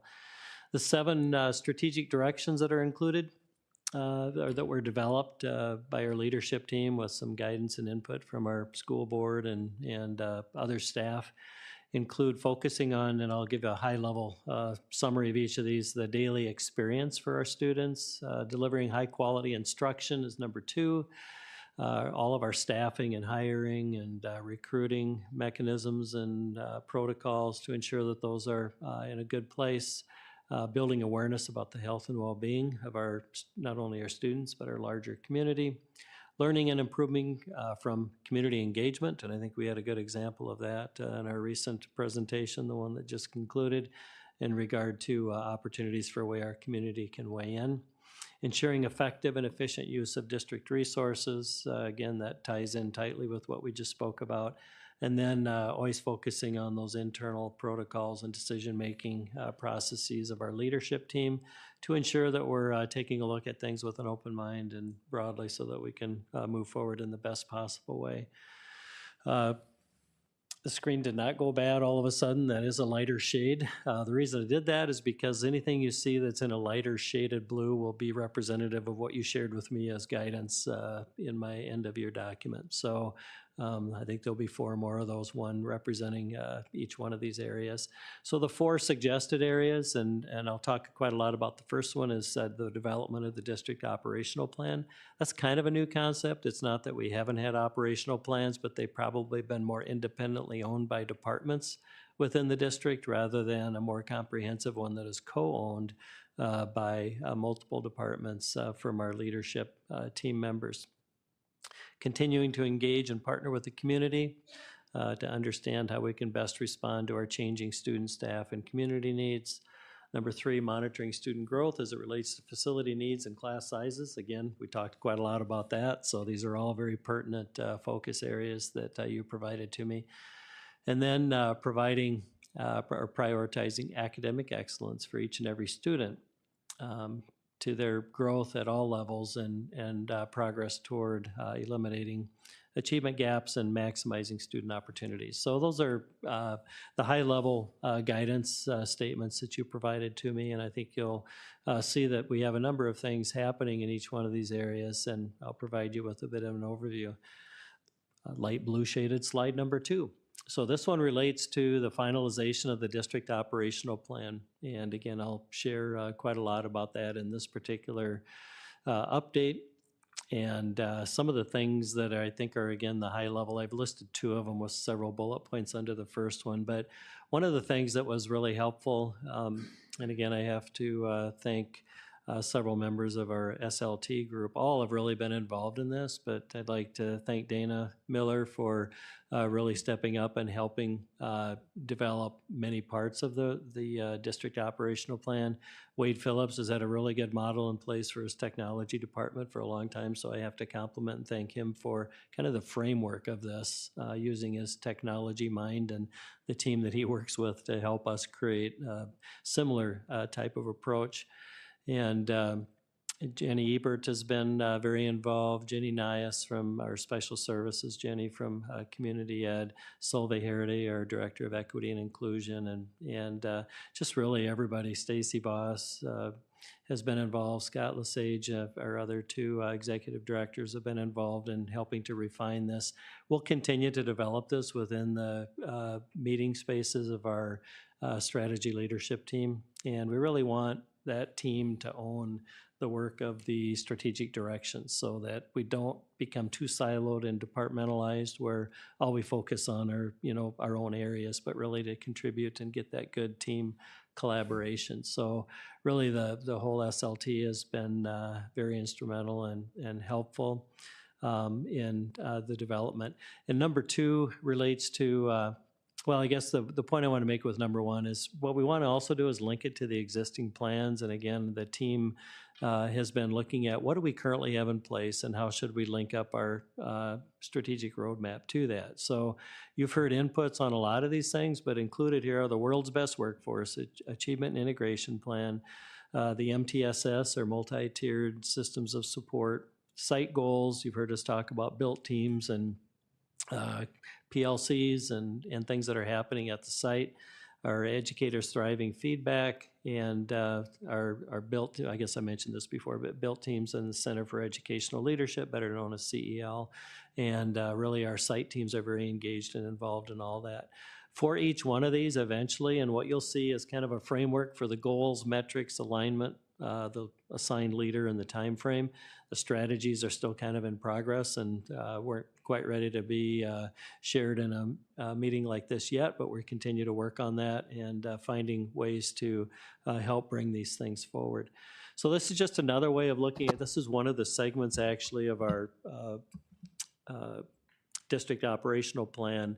Each one of the goal areas that we establish or the action steps will be aligned to one of these things. Those are the list of things that I just mentioned, kind of in different format off to the left.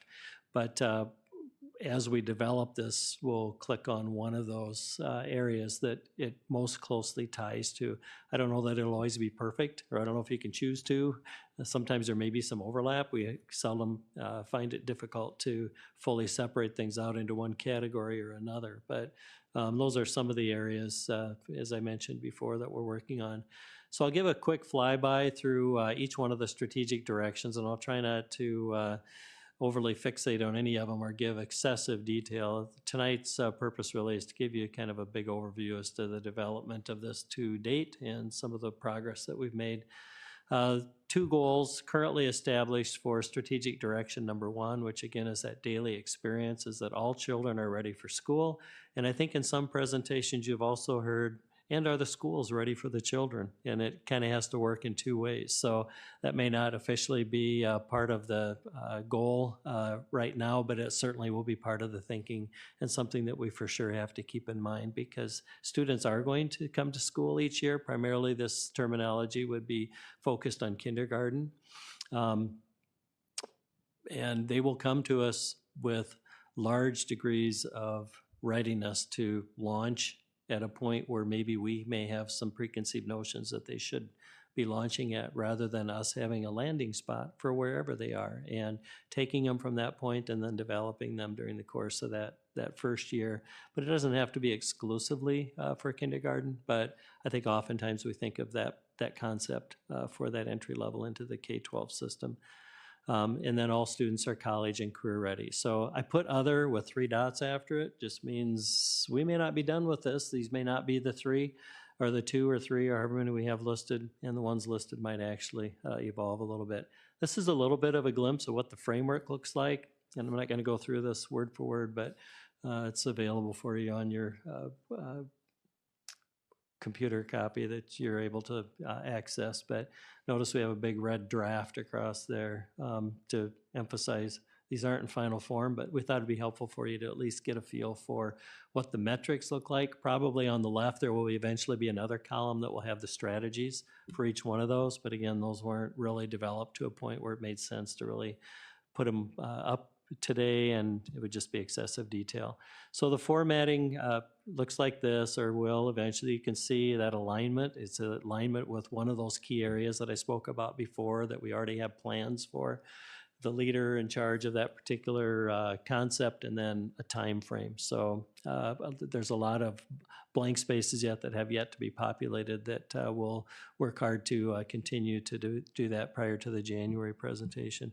I would also like to mention that I like to think in terms of documents like this as sort of being works in progress. They aren't necessarily, okay, today they aren't done, and next Friday they will be done. I don't think it really works that way, and you really want to be agile and be able to be responsive to changing environmental conditions and to develop them in a way that they can be responsive to those changes.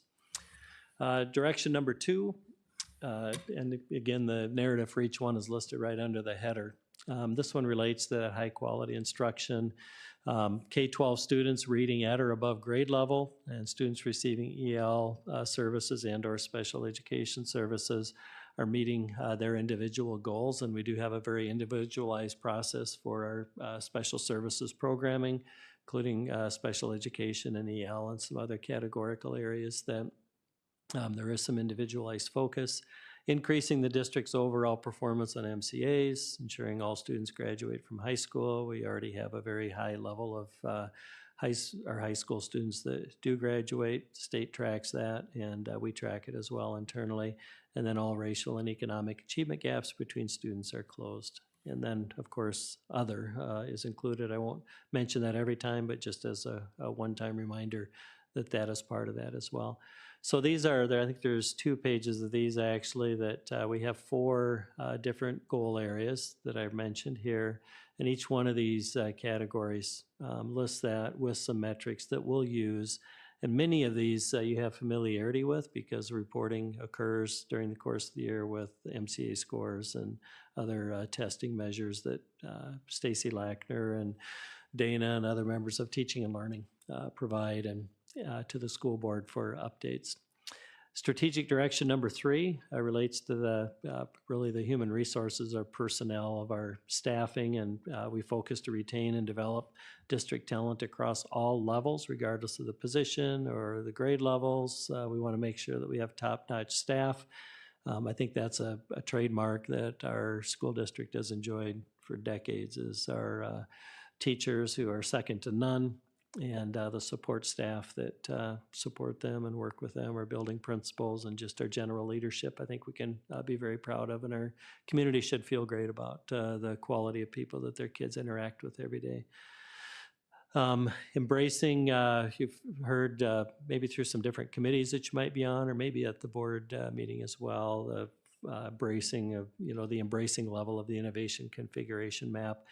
There are some new guidance, some new guidance has been provided for teacher and principal supervision and evaluation that relates to ensuring adept practices of culturally responsive learning within classrooms and school buildings. So we're working on that. Again, this is what strategic direction number 3 currently looks like in that framework, still evolving and developing, but certainly I think heading in a good direction. And I'm liking the format, the alignment, and the interconnectivity with other things that are happening. Strategic direction number 4 really relates to that health and well-being. And there's one goal for this at the current time, supporting social, emotional, and developmental needs of students through hosting a continuum of school-based mental health resources. And if you were to ask me, could you provide me with the full list of details on that? I would not be the person necessarily to do that, but we would have people who would be able to speak to that and provide some additional information.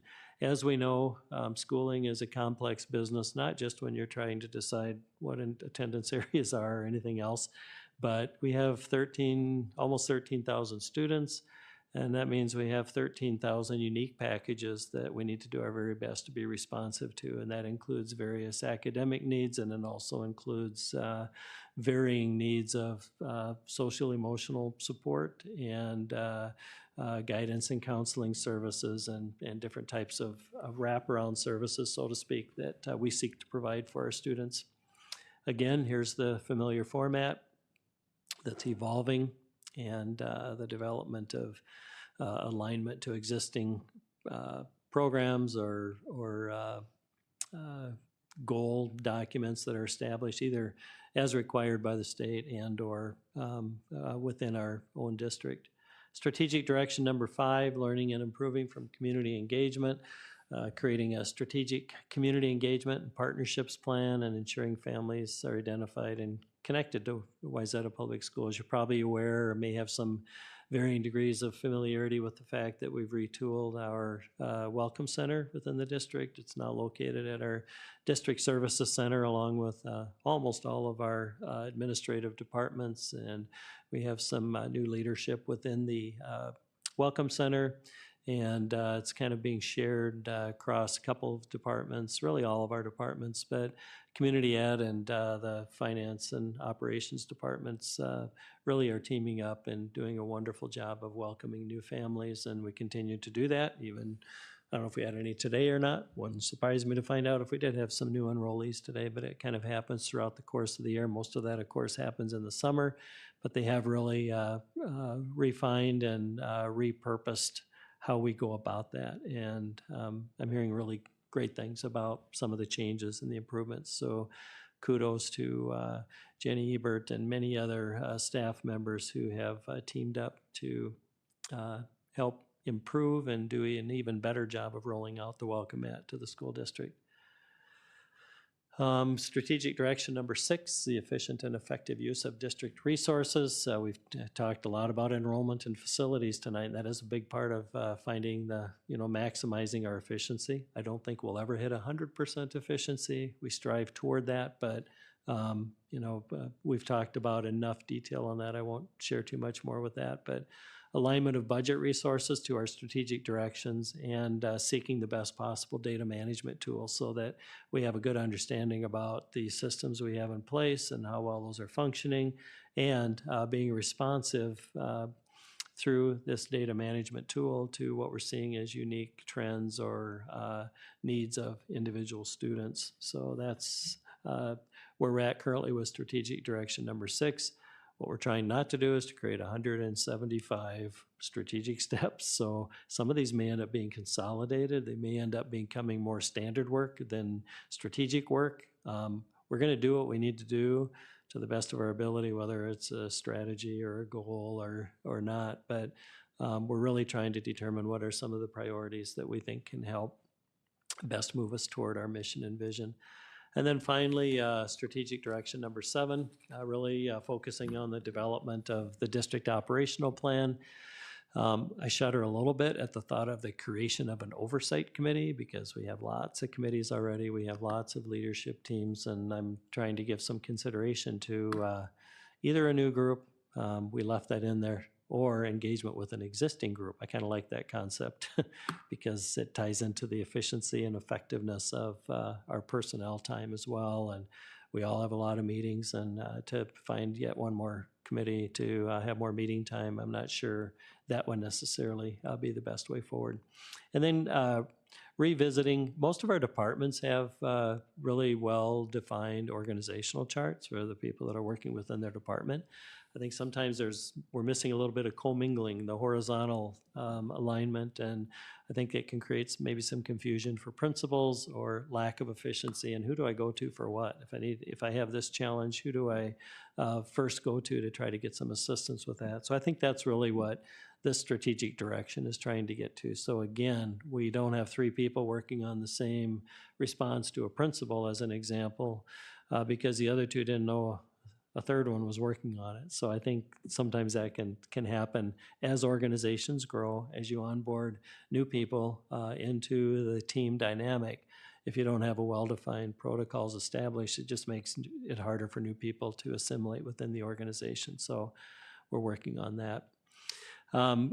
Suggested goal area number 2 from the board, continue to, and again, these were kind of more, I don't know if they were directives, but guiding statements to me. Continuing to engage and partner with the community to understand and respond to our changing student, staff, and community needs. And I just put a few examples on here. I mean, I think a lot of these things do kind of happen by default, not always. There's certainly need for intentional focus, but district surveys and other feedback mechanisms is one way we do that. I attend almost all of the district liaison meetings. For those who may not know what that is, that's the group of leadership members from each one of our 13 school buildings, 14, including our early learning school. And they have representatives from their governing boards of their PTA that come together monthly. It's an incredibly helpful group to me and a wonderful sounding board.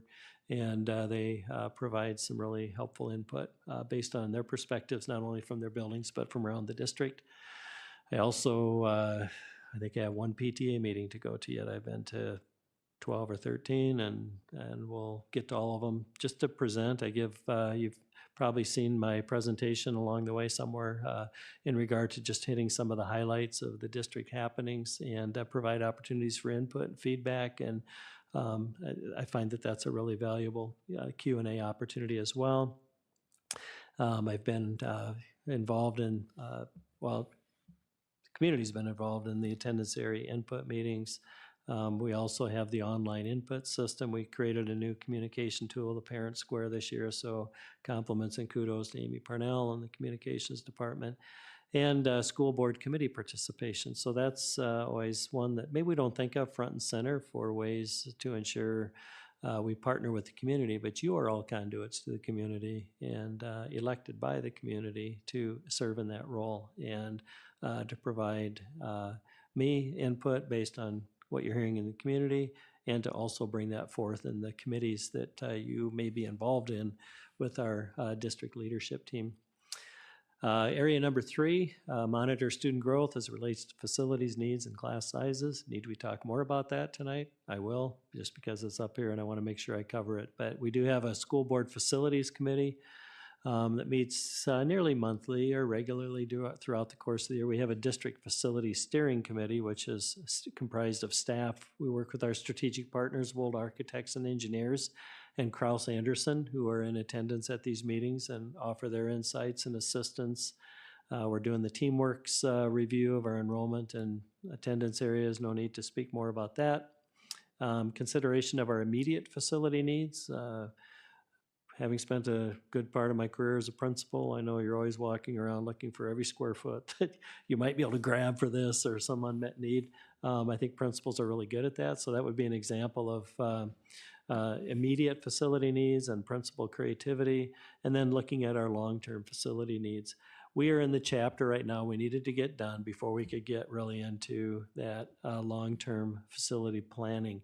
Once we get our enrollment projections and we get our schools positioned so they can accommodate the growth that attends those schools, so we can deliver those programming areas in an equitable way, I didn't say that very well, equitable way,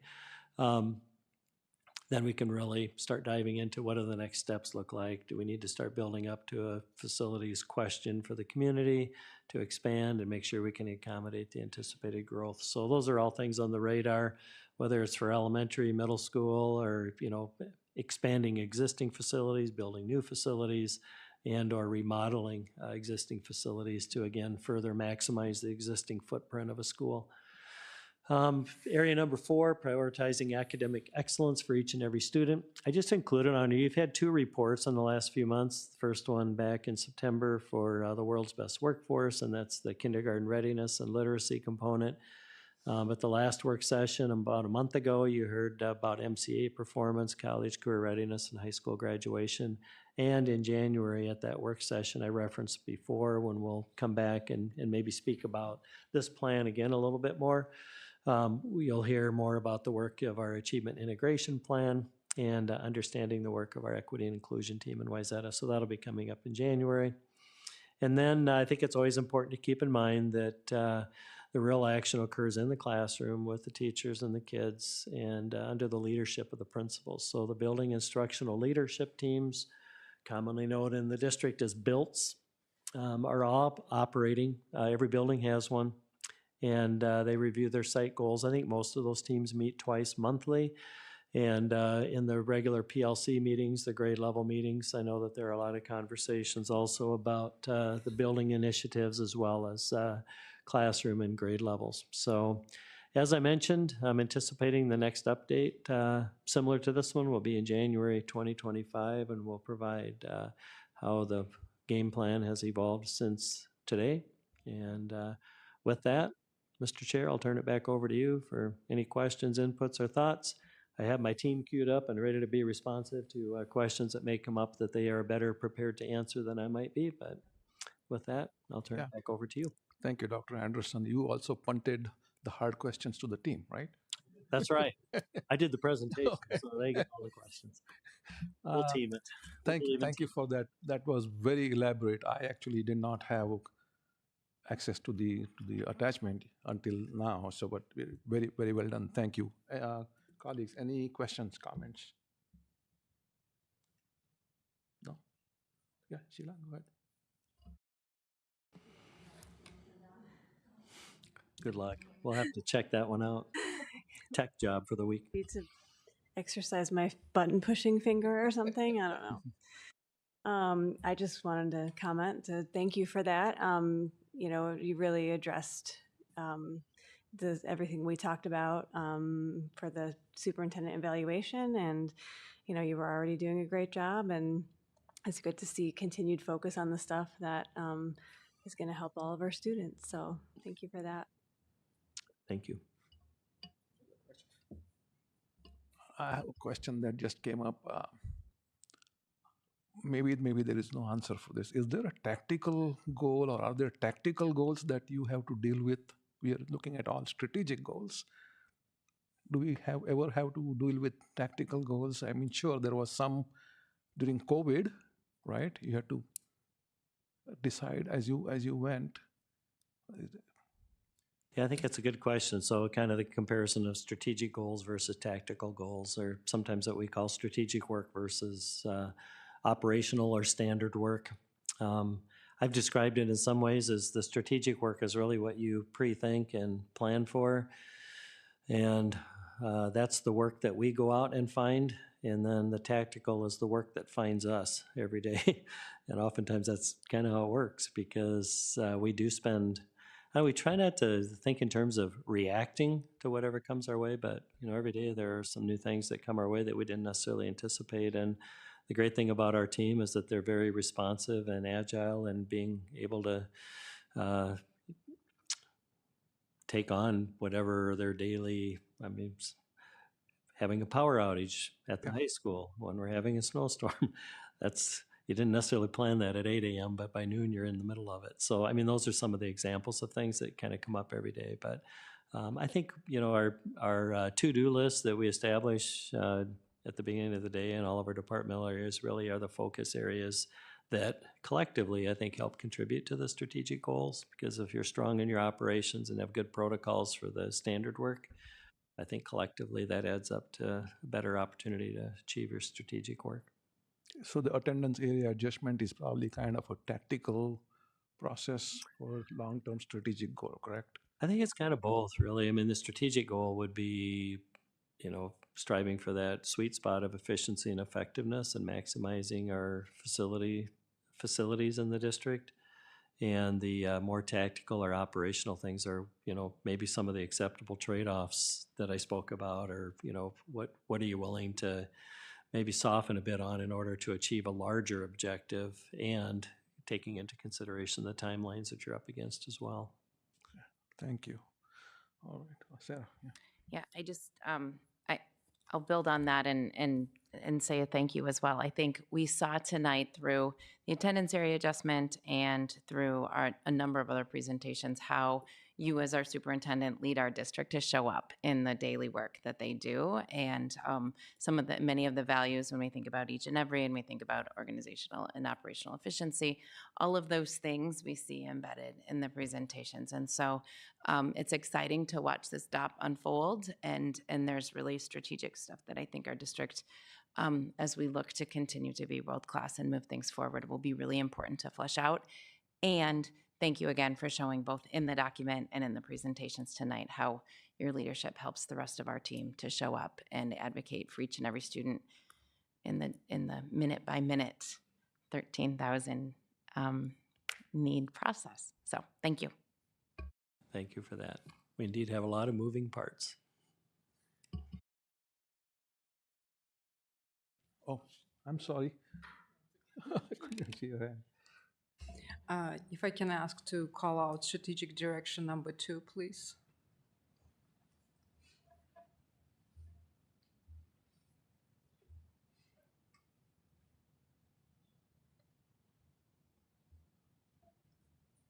Okay.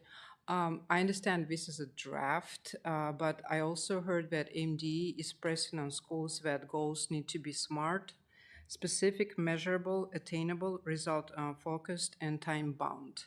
So are we going to have like by what time, by what, and what kind of percentage, so that we know? I mean, how do we know did we reach our goals if we don't put percentage, and by what time are we planning to reach the goals? I think the version that's in front of you gets at that, whether those are the final numbers or not. Again, it's still evolving. I think that those are in alignment. I might defer to Dana Miller, who would have worked directly with Stacy Lackner on the development of these, along with some other of her team members. So Dana, if you would, please. Yeah, sure. Good question. Thanks for asking. Where you see and excuse me, I've been battling, so I'll do my best voice here, but the strategic direction is ours, and then the goal is how it is presented in the World's Best Workforce, which is now going to have a new name, if you recall. Mm-hmm. And then the metrics for growth and success is getting at what you're wanting, and we're still in draft of those, but that has that timeline of each year. For those, we have to provide data on a timeline of giving an update on where those are going. So if you would look at like the first one, all K-12 students reading at or above grade level, students receiving EL services, and students and IEPs meeting their individual goals, that's the World's Best Workforce goal that the state gives us. And then what we're doing is saying, how are we reporting our progress on that each year? So all of these, the timeline is this year, right? And so the percent of students, if I do the one you can see fully there, and again in a draft, but the percent of students in grades K-8 who perform at or above the low risk range on our FASTBRG universal screeners in early reading and A reading will increase from, doing my best to see it too, 78% in the spring in 23-24 to 80% in the spring of 24-25. So that's the measurement for that gives you that, when is it happening? Is it realistic, timely? That's that information I think you're asking about.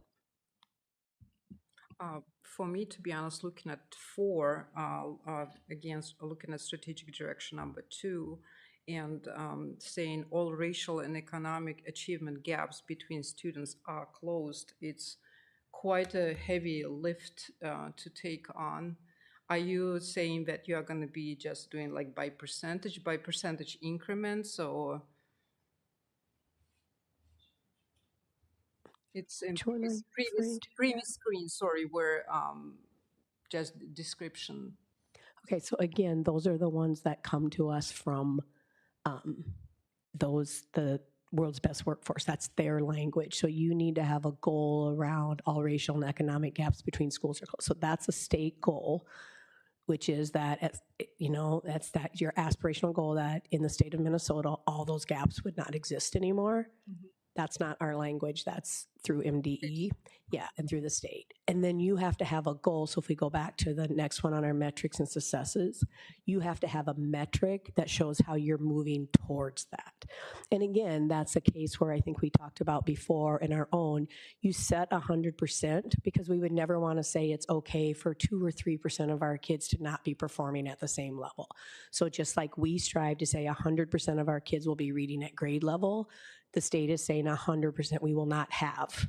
There will be a day in Minnesota where we do not have predictability based on race or economic status. That's our aspirational goal, and then we need to have something measurable showing how we're working towards that. Thank you for comment. To be honest, why I'm also probably asking, I didn't have a chance to look at this data because it was not available until today. I am actually looking at this information right now, first time. It was not available yesterday. Question I have is just about, again, that gaps between students are closed.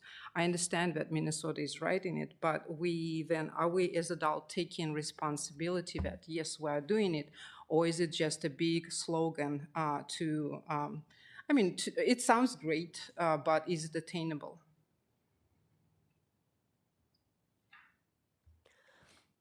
Yeah, I think again, it's 100% attainable. We have to believe that. Our tagline is each and every student. That's what you create in our strategic directions.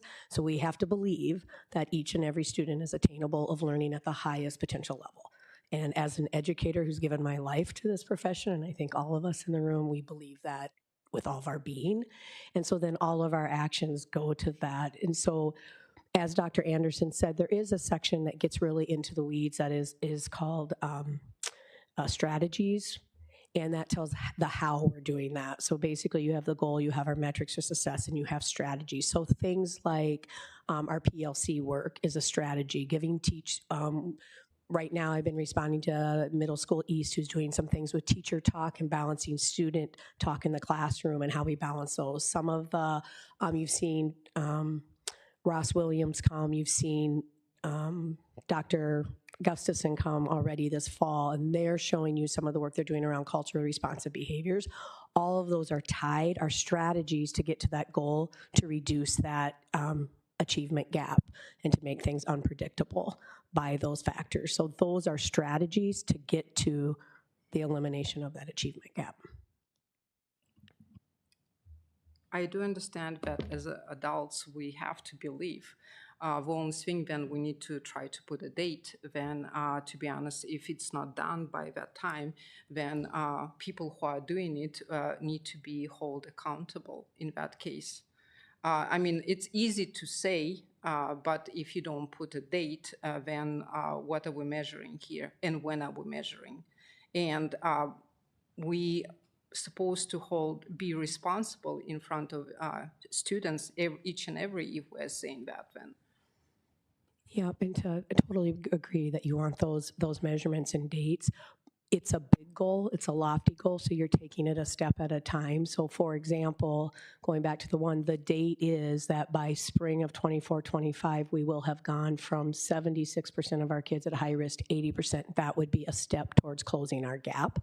And then some of the ways we're doing that is through that PLC work, through those culture responsive tractors. Those are our strategies for that. So that's your date. I'd love to say that by the end of the school year, we'd have no gaps in Wayzata. That wouldn't be realistic, but what's realistic is trying to get in one of those, for example, to 80%, and that will measure our progress. And we'll be able to then come in and report, in the fall or in the summer on where we're at with that data point. Okay, so we will be able to see at least in between, what are the test results, am I right? Correct. We do those 3 times a year, so we're able to keep having those benchmarks. Absolutely. Yep. Thank you. Thank you. You bet. I have a follow-up question on that. And maybe this is a different way of looking at and thinking about the world's best workforce. And I know this is a little bit off topic, but just clarity in my mind. Is the world's best workforce a way for us to also be communicating with the Department of Education about what our district's needs are? So is it a way, for example, for us to say we still need resources put towards reducing the gaps, right? So it's not just about reducing the gap, but also about saying what our needs are and how we communicate with the state about what resources they're willing to give us. Yeah, I don't know if, specifically on resources, but it's definitely a communication tool with the state. So they gather world's best workforce data. It's a requirement of every school district in the state of Minnesota. And then they come out with kind of their state of the state on how schools are doing that. You submit your world's best workforce plan. So they're also monitoring to make sure districts are making strides. You can't ignore those goals that they've set for you. You have to be reporting data on that. You have to be making some type of progress on those things. But it also does give them, the knowledge that as a state, are we getting closer? Are our math scores falling behind? Are they? And then what do they think? So a good example I can think of most recently is they got a lot of data on this, is that the mental health of our students post-COVID was a concern, right? And that we weren't making some of the progresses in those areas. Then that's when you saw funding going towards school support.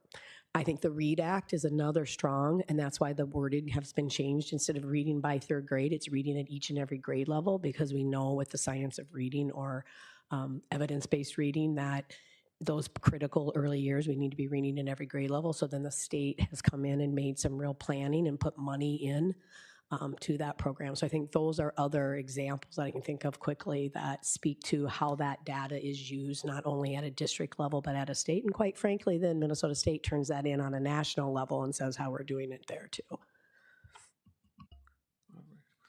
Thank you very much, Dr. Anderson, Dana, for that presentation. You're welcome. I want to thank you for giving me an opportunity, and just to give a closing comment too, that really the intent of this presentation was to give you an update on the framework and the format and the development of how we're building this. And we had referenced earlier the report we did in September and the one we did in October and the one we'll do in January that will provide some additional detail in regard to, or did provide additional detail in regard to student achievement and assessment approaches, and we'll continue to provide updates along the way. But thank you for the opportunity. Thank you. Thank you so much. All right. Finally, we'll hear from Executive Director of Human Resources, Stacy Voss, about the 2025-26 calendar recommendation. Stacy.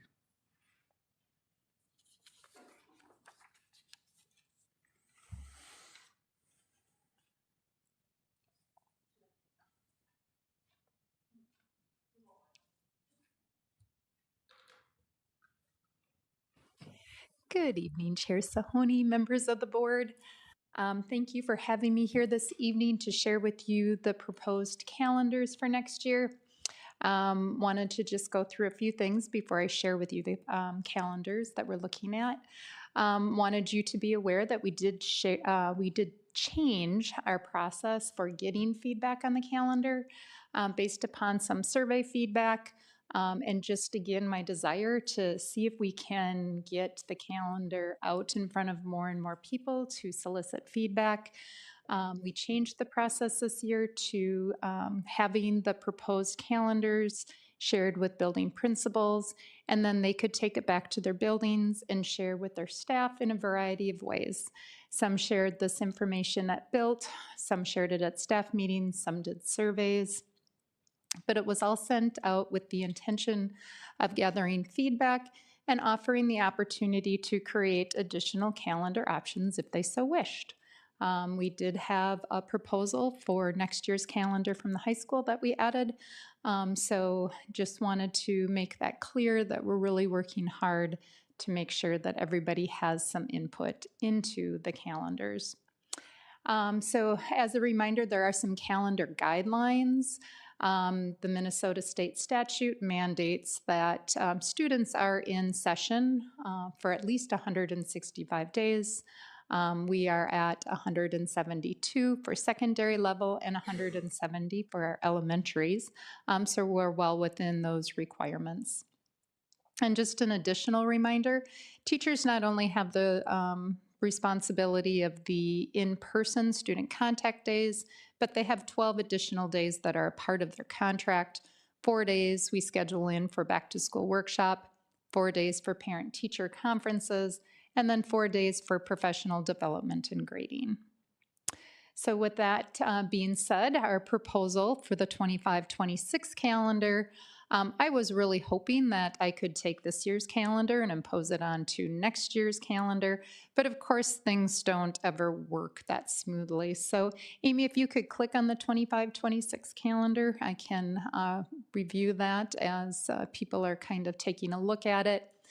So you will see that school will start on September 2nd. We will start on September 2nd with our kindergarten students doing hopes and dreams, with our 6th graders doing middle school activities, and with our 9th graders doing their, I believe, link crew activities on that first day, so that all those new into our school settings can have a good experience without the upperclassmen or with their parents. Whatever we can do to make that first experience for our students in those buildings a positive and happy one. And then on the 3rd, the remainder of our students will all return for their first day. You will see then that the calendar in September, October, November looks pretty similar. What tripped us up a little bit is if you look at where the December holiday lands, it meant a 1-day week prior to those holidays, and then 1 day when we return, a Friday. So we had to kind of adjust how we do that because we didn't really want kids going and having a 1-day week. We anticipated that there would be a lot of extensions of vacations and maybe some days off. So to eliminate that, we did move the Flex Learning Day from September to December in an effort to make that, that break make more sense and not have a 1-day week. Just so you know, in one of the options, we contemplated the day before Thanksgiving and moving that comp day to the 22nd. But the feedback that we heard very loud and clear from staff was that day before Thanksgiving is very important to them, and they didn't want to see that day changed. The remainder of the calendar looks, other than that, winter break looks very typical and very similar to what we're experiencing this year. We didn't change those dates at the end of the quarters. We didn't change spring break. That falls where it usually does. What again changed for us a little bit because we had to add a non-contact day on January 2nd is if you continue to scroll down, you'll see our seniors are impacted. They generally attend 167 days of school. They will attend 166 at this point. I may reach out to the high school to see if they're interested in making the last day for seniors that Friday instead of Thursday. I don't know if those are words that will create some chaos or strong feelings, but if that day is important, we could consider changing that last day of school for the seniors. There are hours that we have to keep track of behind the scenes for Mars reporting. Those hours and the days that we are in contact would mean that if we did have any snow emergencies or anything like that, seniors would not have to make up that day because their hours still equate and keep us in that safe zone for not needing to make up days and not being short of instructional time. You will see that we continue to have the 170 student days for our elementary, the 172 for secondary, and then the 166 for our seniors due to that early end.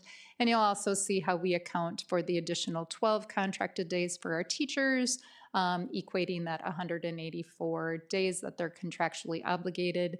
And then again, noting holidays for our staff, so that they are not scheduling in tests, homework, events on those days designated as religious observances. So that's what we have for the 25-26 calendar. And I think many people will be happy to know that we also are proposing this evening a 26-27 calendar. Only one option for this came forward. I presented one with the understanding that people could create options as they felt necessary. I didn't get a lot of feedback on the 26-27 calendar. The biggest change for us in this particular year is the lateness of Labor Day. Which of course means, do we start then and go into June, or do we start prior to Labor Day so that we can end kind of at that beginning part of June? We will have enough, as you remember in prior calendar conversations, there is state statute that says that you have to start after Labor Day unless you are engaging in a certain dollar amount for building projects. We always meet that dollar amount for a building project, so we would submit that waiver. If the state legislation doesn't already allow all school districts to start late in the 26-27 school year due to the lateness of Labor Day. In the past, they have given us that grace. So we will play that out to see what we need to do to take the steps to ensure that we are within compliance. So that does mean for that school year, we're starting really early. So the first day of school for our kindergartners, 6th and 9th graders would be August 31st, with school starting for everybody else September 1st. The nice part of, even though it's a late Labor Day, everything else falls in place, very typical to our usual calendars. So if you scroll down, you'll see we put the Flex Learning Day back into September. October, we continue with our MEA process with conferences the day before. We're able to end the quarter at the same time. No changes to Thanksgiving break. And with the holiday pushed back a day, we can tolerate and handle a 2-day week. And then just the January 1st holiday falls on a Friday. So it kind of falls in place a little bit easier for us, which then allows all of the other parts of our schedule, or our calendar, excuse me, to fall in place in ways that we are familiar with. Spring break doesn't change. We go back to our seniors having enough, the 167 days, because we have one less student contact, non-student contact day over winter break. And then it allows for the last day of school for students, June 3rd, and the last day for staff, June 4th. So those are the two proposals. Again, if you review the number of days, we still have the 170 for our elementary, 172 for secondary, 168 for our seniors, and the 184 all accounted for the teacher contractual obligations and for our in-person obligations with our students. Any questions on either one of the calendars? Valentina has a question. Go ahead. To be honest, I also see this calendar right now, but I'm looking at that. I asked in the past. I'm gonna continue asking about at-home flex days. Mhm. Question is, it's sorry, I need to go take my words. I mean, go back. You asked obviously what is feedback from teachers, from staff, but did we get a feedback from parents? Parents are the ones who have to find time, find what they're gonna do with kids during, especially at these flex days. Correct. We did solicit parent feedback 2 years ago. And in that survey, they did ask us to reduce those days in which elementary students were not in person. And we did reduce those because you have to remember another layer of this is the reason the elementary students have 170 contact days is because of the contractual planning days that elementary teachers have. So we moved from 4 planning days for elementary teachers to 2, so that we did make that reduction at that time. As an educational facility, we're not comfortable reducing the number of professional development days to fewer than what we currently have, just based on all of the demands that teachers have placed on them, the ways in which students are coming to us with more needs, professional and all of the state mandates too with the READ Act. We really need to, if anything, from a professional viewpoint, I would say adding more professional days, not taking professional days away from our teachers in the good work that they have to do in continually learning how to best address the needs of our students. And so I think that, 4 days are contractual, so we can't change that. And then we have the 2 flex learning days, which is kind of a nice balance of being instructional in nature, but also allowing for teachers to engage in additional professional development, which, as I said, is very important.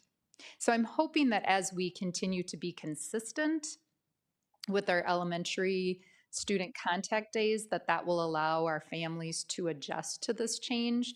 We recognize that it's hard, and we have listened carefully to that feedback. But again, in balancing all of the very important needs that come to us, we do have to make a final recommendation moving forward, and probably adding back those professional development days or those flex learning days is not a plan that we would recommend at this time. But I'm glad that we asked feedback, but it was 2 years ago. It would Correct. be nice to have a feedback right now, how parents feel, especially when we are looking at 2-year calendar. Was it done in the past 2-year calendar being taken into consideration? So the changes made to the calendar based on parental feedback did include them giving us feedback about planning days, professional development, and flex learning days. So they did share that they wanted those days reduced, and we did reduce those planning days by 2 at that time. My understanding in the past, it was done such way that teachers would get their training. Nobody is against that. I mean, yes, teachers need that. I totally agree with it. But at the same time, it was done such way that for parents, it's not so difficult. They had, I'm all of a sudden blank with substitute teachers who were doing that job. So both sides were happy. And why I'm saying it, it's hard for me to understand why when we're talking about that, we are thinking about student and equity. There are so many families who have to go, especially in this economy. The feedback I saw MSBA gave, only 10% of people do not feel economy effect. All 90% are feeling this economy. They have to work, and not that many people are working from home. And of course, it is low-income families who are going to be affected by these days. During that time, to be honest, I'll be not surprised that many kids will be sitting at home alone. So I would take in that into consideration too, student safety. So I think that you did bring up the point about substitutes and how we did do the 4 planning days in the past when we had an excessive number or more numbers of substitutes. And we had to change that because we no longer have the number of substitutes that are required to give all of our elementary teachers in the school district 4 planning days during the school year. That was a pretty major production, and we just couldn't maintain that structure to allow for planning and to allow for students being in school. You know, in regards to the needs of our students, we have to balance that. We always take into consideration their safety when they are with us, when that is our responsibility. I do believe that, you know, when you compare ourselves, Wayzata, to other school districts, they're having the same expectation for students. We are not watching students over summer. We're not watching them over the weekend. So it's not that I'm not aware of those struggles and that balance, but ultimately we have to remember this is a work setting too, and that we have to provide the appropriate supports for our teachers as well as our students and our families. And so again, this is trying to find that middle ground. And I'm certainly compassionate and care about the concerns that parents are sharing with us in regards to some of those professional development days. I, again, just go back to, I don't think 6 days is excessive when you look at the learning needs of our teachers.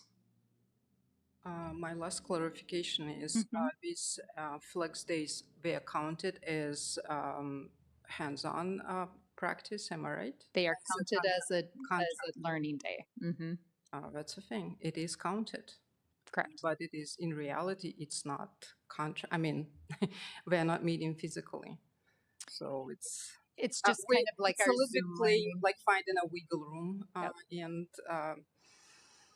And we're talking about being responsible for students, and especially after COVID, I think it would be nice that these students, especially low-income students, will have a chance to be more at school and learn more at school. I thank you for that input. Thank you. I would just say maybe one of the findings or end results of going through COVID is that we learned some different ways to engage with students. And I think with this model, there's always a focus on continuous improvement. And as we've taken that feedback, I'm sure, Stacy, that you've worked with teacher leaders and leadership within the teacher bargaining group in regard to how can we best deliver this in the most efficient and effective way. And, you know, we've wrestled with this, and it sort of has run all these different life cycles over the time that I've been here and that we've been here in regard to planning comparable planning days for teachers across all levels. And the challenges with substitutes really is a big one for us, not only in terms of how many are available, but when we come up short, then how do you manage when a teacher is out on a planning day to accommodate that? So it's really challenging, and just the calendar in general, having been in Stacy's role in a previous life before coming to Wayzata, I know how challenging putting a calendar is together. There's lots of roadblocks and obstacles to navigate around, and I think what's being presented here tonight for the next couple of years is probably the best of the imperfect options after taking a look at a lot of different things. Given that, I think we can continue to think in terms of what might we be able to interject in future years that could be further helpful, and I know we're always open to that. So, thank you. Thank you. All right, if there are no other questions, thank you, Stacy. Appreciate that. Thank you. All right, this completes our work session for this evening. The next school board meeting will be on Monday, December 9th. To those who celebrate, happy Thanksgiving. We are thankful for your support and trust in us. May your Thanksgiving be blessed with family, friends, and all the things that you are grateful for.